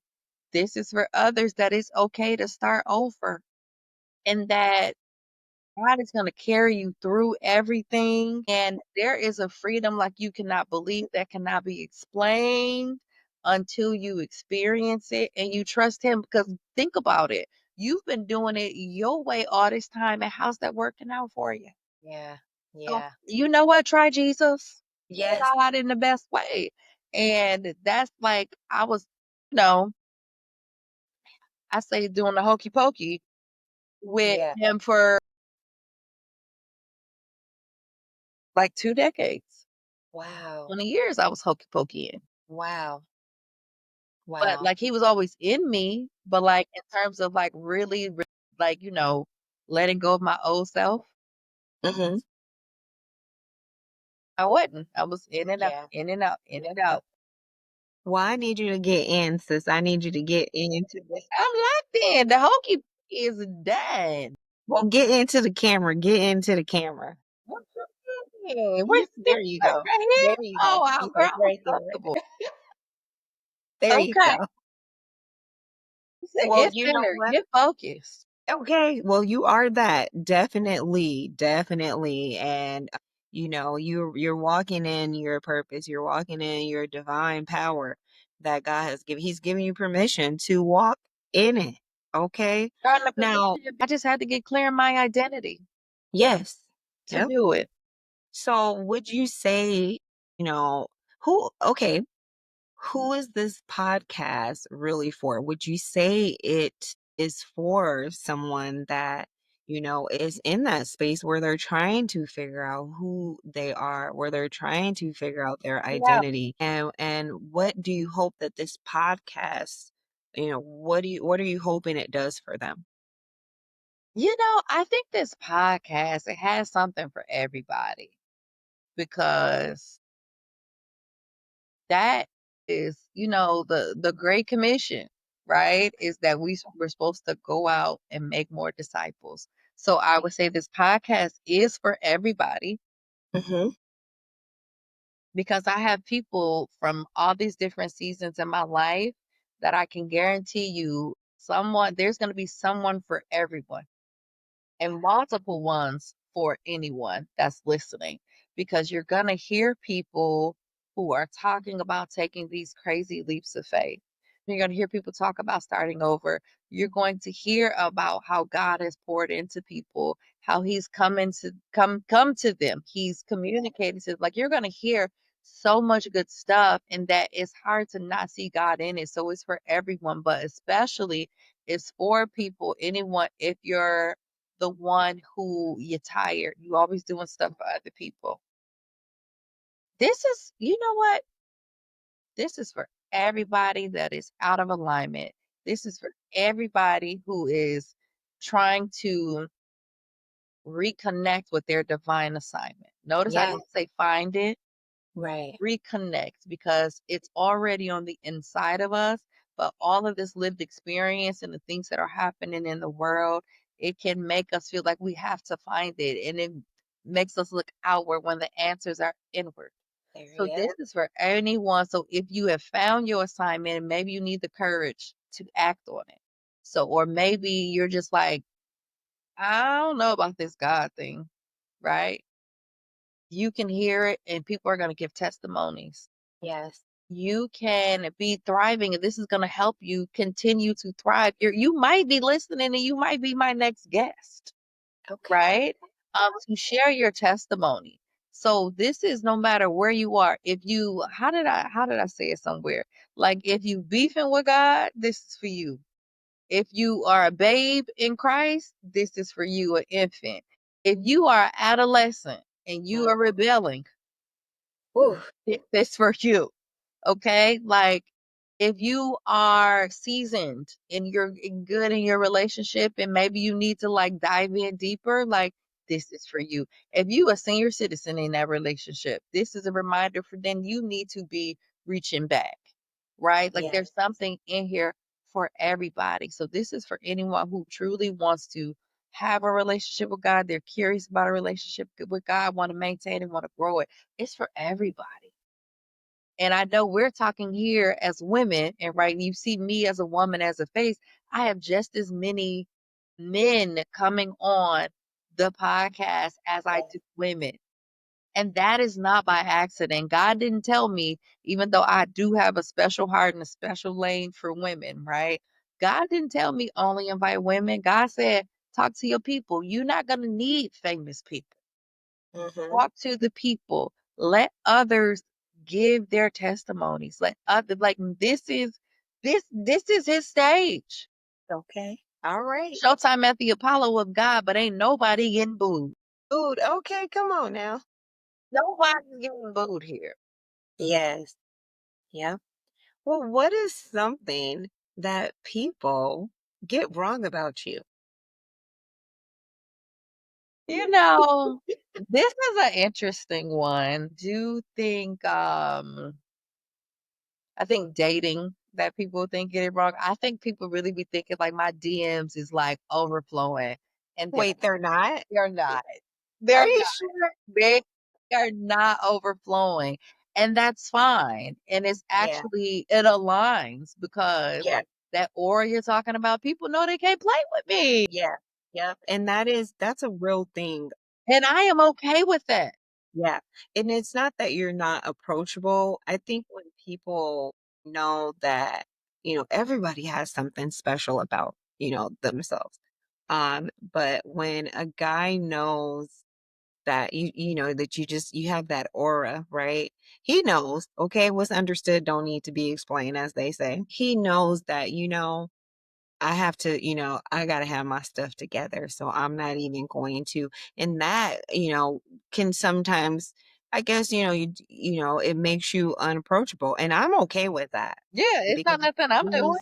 yeah, it weeds out. Well, It sure does. yeah, it weeds out. I mean, even with my husband, now he may say, oh, totally different story, but yeah, we were connected through a mutual friend because yeah, I just wasn't not approach I'm not an approachable woman. I'm not. I see the stairs. I don't know how you be operating otherwise, and maybe I just got access. Yeah, but look, I know they be looking, but they like, you know what? I ain't gonna even 'Cause you I not ain't for gonna hit nothing. everybody, like, and that's the Yes, other thing, and for any of the girlies that are listening, even guys, where others can, you can't, right? In terms of dating, and that's because you are not for everybody. Like, you are yes. not to be handled with by any and everybody. You're not meant to be in relationship with any and everybody, and Yeah, it's or gonna be entertain. lonely or Not even entertaining. entertain. And it's gonna be lonely, but guess what? That is time for you to be getting into alignment, getting into your divine assignment back. And the sooner that you do that and you do your own preparation, all of that's gonna fall into place. You ain't even gotta worry about it. Just be ready for when God send them, you got to be They ready. So you got some work to do. You got some work to do. Whoever's out here listening, you got some work to do. You're gonna have to take that time out to just work on you and fix some things about yourself. and it's A lot of people talk about being healed, important. right? Yep. Well, if there's if there's someone that healed and you ain't, hey, they gonna peep that and they may be your person, but it just may prolong the process. So now they gotta they gotta wait on you. It's not a bad thing, but like, yes, the best thing, if that's what you want, you gotta Yes, focus on you. on you. And But you gotta be ready for and that's And how do the you point. get ready, right? Like, cause people say that. Yes, Get ready, right. get ready. We're not giving instructions. That goes back to like parents not telling us Here. stuff. Yep. So what do? You focus on yourself, mind, body, and spirit. Come on, Like Yvonne. this, yes, yes, evolve. And that's what it is. That's why our motto is where mind, body, and spirit aligns, because when any one of those are off, it trickles over into every other area of your life. And we talked about my hokey pokey. Yes. That's why the body was off. Like my Yes. body and spirit was off because I was not locked in with God spiritually. Like Yes. my soul needed more nourishing. So how can my mind and my body be right? Like Come on it now. wasn't. That's another reason why I look completely different. And so the best thing that you can do is pour into you. You will never regret investing in yourself. You gonna get that return on investment every single time. Don't wait till you get the man. Don't wait till you get the girlfriend to be like, oh, well, then I need someone to dress up for. Dress up for yourself. Do your Yes. own personal maintenance. Yes. So, like, yes, Esther did that year preparation, like with for women, but men need to do that too. Brothers, Yes, y'all need to be getting y'all manicures and pedicures. Y'all need to get y'all grooming and stuff together. Don't be coming over there with them callous hands. We are yes. not cavemen. Don't nobody want no calluses rubbing all up on them. She's schooling. You schooling right now. Like we all need to take pride in It's that. And some instruction. people have taught to be overly humble, or they don't want to like pop out too much or whatever, or they don't want to get too much attention. But baby, if you was born to shine, then shine. It takes more work to dim than shine, so shine. Shine. Yes, Shine. absolutely. So I'm hearing, you just kind of, in Taking up you're space. just, huh? I said taking up space. That was like the last Yes, thing you just I taking up remember. space. Not just me, Y- but to people, our listeners, our viewers, our audience. Take up space. Yes. While you're waiting, take Yes. up space in the right way. Come on now. So I'm hearing that J. Nicole is single. I'm just put that right there. And being kept and preserved, right? Yes, So, but but she's Imma be honest, me and God be locked in, and I had a dream last night because I've been talking to God about confirmation in terms of dating and everything, and when I tell you, I literally had a dream last night, and in my dream, the person who's been revealed to be my kingdom spouse, and Imma say it 'cause it's gonna be real. He said to me, he said, "Jeannie, I'm coming." He said, "Just give me a few more months to heal and I'm coming for you." wow. This was a dream that I had last night. I woke up like, wait a minute, what was that you? And it felt like I was there. Like it felt so real. Real, And I yeah. was like, all right. Yes. Yes. Well, hey, you have prepared your, as we just mentioned, doing the work, getting ready, and you've given some instructions on how to do that, and I think, there is lack present in a lot of people because they just don't have the information. They just don't have the tools, the instructions in order because let's be real. Most people they want to do good. Yeah. People aren't waking up just like, I'm just gonna just do the worst and be the worst. Most people want to do good and it's just some people just don't have that accessibility, to the information that they need. But we had talked about this before, Yeah. through technology. Yeah. I mean, you can go on technology and learn how to change a tire now. I mean, it's YouTube literally University. yes, it's there to help and to grow and to heal, and to become the best version of yourself. And then you have this podcast, this wonderful podcast where you can come and hear others talk about their journey, their experiences and what they've done to become the best version of themselves, Yeah. to get to that Yeah. season of rise, the season of thriving. Breathe and thrive in purpose, right? So like when you really lock in with faith, everything else becomes clear. Yes. He will give you what you need to know and see and the way that you need it because he knows each of us are his children. And so it's going to be packaged just for you. How you need to see it. Some of us, he know we be needing 3 and 4 times of confirmation. Some Mhm. of us, Yeah. right? He Yeah. gonna do it. Some of us are hard headed, so he do it, and he gonna make sure you can't ignore him and mistake. Yeah. But Well, that you know what hey, he'll do. the rest will take care of itself. Yes. So, my next question is what is Dr. J still working on in her own growth journey? Yeah. I'm doing the obedience thing, but I'm seeking more wisdom and wanting to hear God more clearly the first time. Yes. That's a challenge. Let's not just breeze over that. Yeah. Okay, do you mind just kind of leaning into that Yeah. a little bit? Yeah. Um hearing God the first time and being obedient and you know, just having complete faith in what he Yeah. tells you. Yeah. How do you feel like what are some of the things um that you feel like have helped you get to that to Like I said, I've never felt like he's taken his hands off of me, but and he's like it took me a while to recognize when I was feeling the Holy Spirit and like confirmation. And so it took time, a pattern, right, to recognize what it was. And then once I really got into alignment with God to be able to recognize it. But there were times where I knew it was God.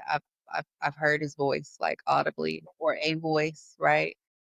But sometimes when I say the first time, it could be the way the wind's blowing, and this means for me to turn around. It could be as subtle as that. It can wow, be seeing wasps to tell wow, me to pay attention to my environment. nature. He Yeah, just shows up. When God shows up, we all have I our did give own. nature examples. I did. Yeah. We all have um, our own personal experience Mhm. with God. It's amazing how he shows up and how he talks to us and how he always sends his word. He always sends notice Yep, yep. that, yeah, he always sends notice. And You remember how I was telling you I kept seeing the white butterflies? Mhm. Yep. Then when I got to Ghana, it was white butterflies everywhere. Then, Now, spring is what is the white butterflies? What does that mean? the What does white that butterflies are supposed to be like your ancestors okay. communicating with you. And then with the white being the color, like purity, renewal, like it symbolizes a lot of things. I would have to like pull up everything, but I just see it and I smile and I was like, it's a nudge in the right direction. And so I've not seen white butterflies obviously since I left because of winter yesterday and today. Actually, I took this video Imma send you. This Wow. white butterfly, it was camouflage because it was amongst flowers that had white petals too. Okay. I Wow. saw it, and then I zoomed in, I was like, "Can you spot the white butterfly?" And just, like, zoomed in, and then right at that moment, this lady comes out, and the butterfly flies away, and that's how you're able to see it, but I walked out, it was just there, and I was like, "Something good is coming. Something good is Yes. coming." But, Now, I'm also preparing to go back to Ghana, so I don't know if that's what it is or if it's just something else that okay. has for me. Now, what is your go-to scripture or affirmation when life gets too heavy? Girl, I got a whole gang of them, right? Because one, I have to understand, like, faith is the substance of things hoped for and the evidence of things not seen, right? Yes. Like, so faith, that has always been a thing. I have a tattoo that says Kismet, which basically means destiny, the inevitable, right? So that's like, it aligns with like faith. I got that tattoo when I was 18. I was way too deep then, but that's how you also know that you're different. Yes. Also, what is that? Exodus 14:14, like all you have to do is be still, God will fight for you. Mm-hmm. Yes. We said earlier and we know that all things work together for good to those that love the Lord, to them that are the called according to his purpose. Yes. And what else do we have in there? Because when I tell you, like we used to have to call those things off. But what is that one? Is that First Peter 2:9 about being a royal priesthood, a chosen people? Where my phone at, girl? Where I can put my Bible at that? Look, that is the oh, what scripture is that? It's one First or Second Peter, but I think it is two. Okay. I guess I can open a browser window over here, but I was like, because that's gonna bother me. But this was on our T-shirt, Okay. um, for a youth conference one year when I was a kid, and I really like that. Like, Yeah, I think it is First thank Peter 2 and you. 9. He told you it's You are a chosen people, a royal priesthood, a holy nation. Yep, God's special possession, that you may declare the praises of him who called you out of darkness and into his wonderful light. There it is. Yep. All right. All right. So Yep. we know that we I could name others, but like that First Peter 2:9. Notice that was the only one I could tell you specifically, even though I know I mixed up some of them, some of that I gave you some Romans, I gave you some Hebrews in there, but yep, that First Peter 2:9. that right there reminds you who you are. Reminds you who you are. You are on, you know, a path or in a place where you just kind of like, I don't even know who I am. First Yep, Peter and 2 9. Imma shout out Dennis and Rochelle Hart because those were our youth group leaders, and they chose those scriptures to go on our Yes. T-shirts, and we had to memorize those. Yep. Now, just for fun, we will Mhm. go here to the fun.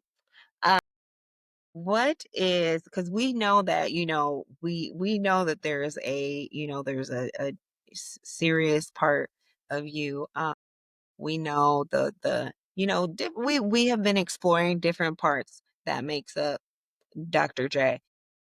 But if nobody else knows, I mean, you can just look at you and tell you're a lot of fun too. Yes, you do. So just for fun, Yes. okay, what is your favorite guilty pleasure or, kind of like your soft life moment? Those are 2 separate questions, I think, to be. Okay, it is it's two different questions. Yes, I think those are 2 different questions for me. Yes. So, I guilty pleasure, even though I've not been watching much TV, because 'cause Okay. I've been busy working, being a Trinity, been busy creating The Golden Girls. Thank That's you, your Auntie and a friend. Yes, I love those little old white ladies. oh my goodness.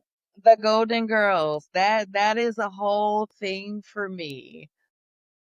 I used to go to sleep watching the Golden Girls, just put them on in the background, but that was something that I used to watch it with Auntie Merlene, my great aunt that raised me, when I was a kid, and I always loved even though I was, like, Yeah, I'm looking adolescent good. age, I'm looking at these grannies, connecting to these grannies, Yeah. like, I love them.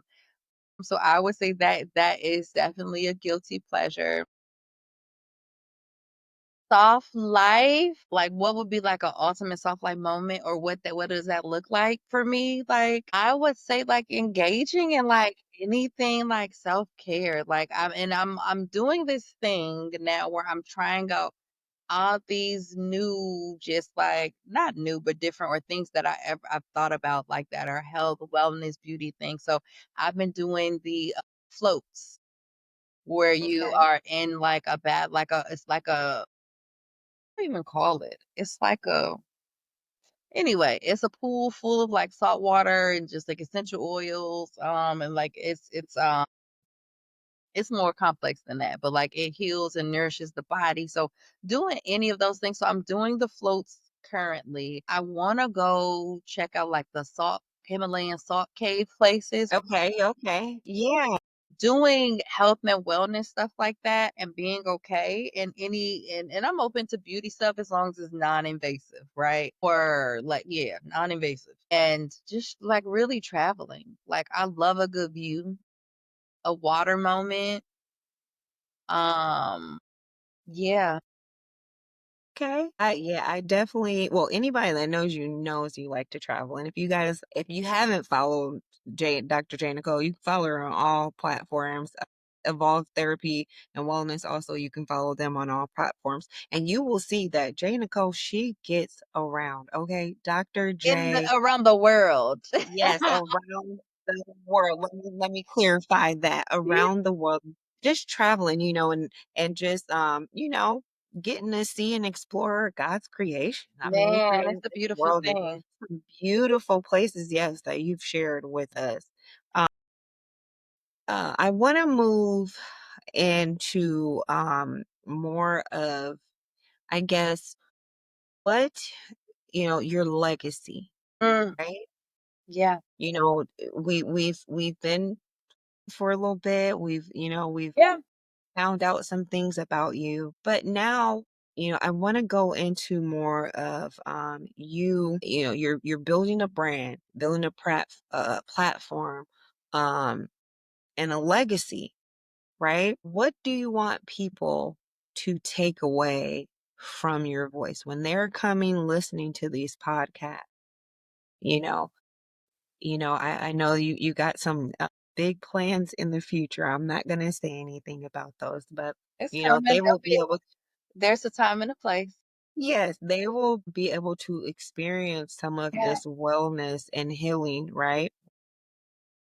I would like them when you were first starting the question, the first word was healing, right?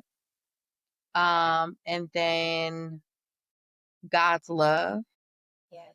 came up and to be like spiritually fed and like leave full, leave with something. So they leave with more than they came with. So even if they're not full, is with their appetite. It makes them want more.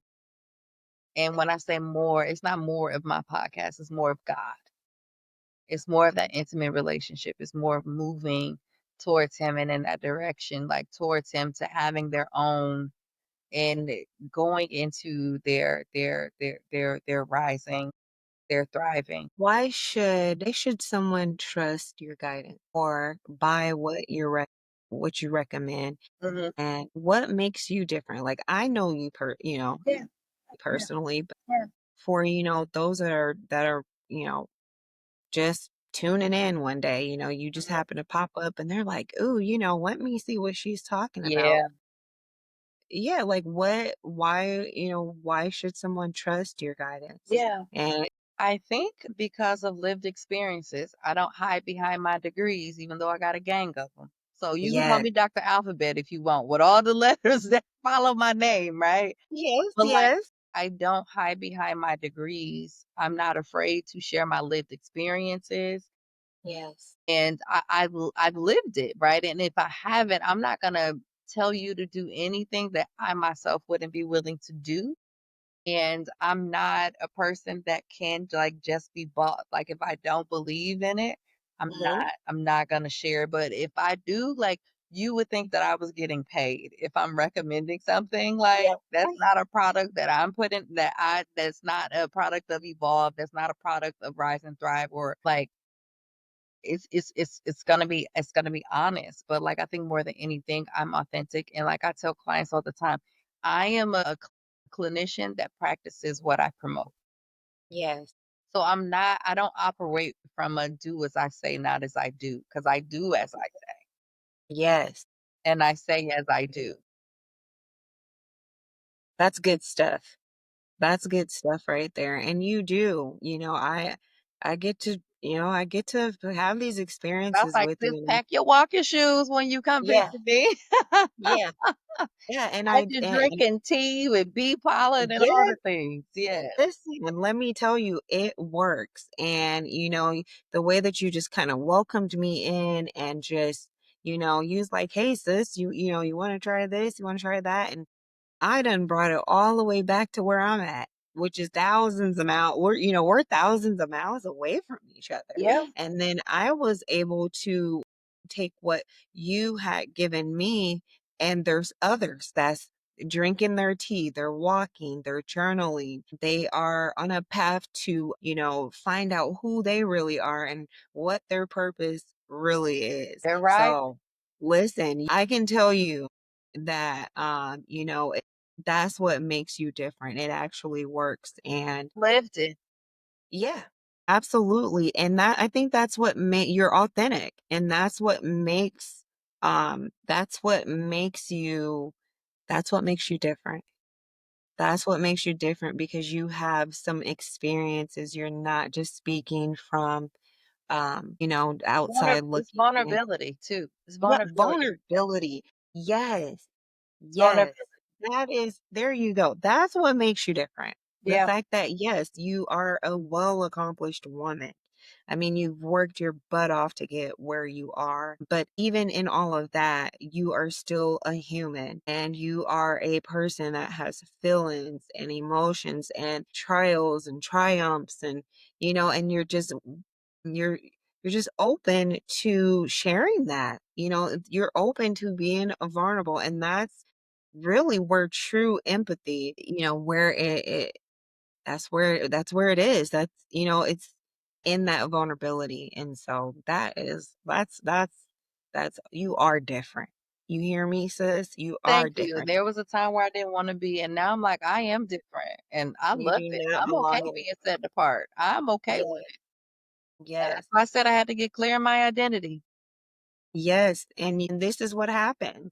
When you do, this is what happens. You are proof. You're walking in it. You are walking in it. Why should Yep. somebody Yep. trust your guidance? Well, we know why. But on a more serious note, what's the legacy you want to leave Yes. behind? Not just professionally, but Yeah. also spiritually. My immediate response was gonna be like, it's one and the same. Okay. What you see, how I am, and what I was able to share, the bits of it is that it's how God has made me to be. Like, I'm one and the same. My profession is not me. Like, or how do I let me clean this up. There's no real truth. There's not that much separation between who I am and what I do because what I do is who I am. And that's how God designed me to be. Yes, yes. And just figuring out how to do that. He made me a helper. He made me a healer. He made me an educator. He made me an advocate. He made me all of these things. Um, and I have all of these experiences that seem completely separate, but God brings all of that together. And when you get into your alignment with your assignment, Yes. you can see clearly how these things that were otherwise unconnected, like random stars in the sky, actually make a constellation. Alignment with your assignment. What? Dr. J got bars, y'all. I can't take Got credit. bars. That comes from a song. It's called Divine Assignment by Jim and L. I can't take full credit. I used to listen to that joint on repeat. That was a part of music was a really part of a big part of my life, waking up, my gentle Yeah. rise, music, and that helped to transition and shift my mindset. Wow. Well, you know what?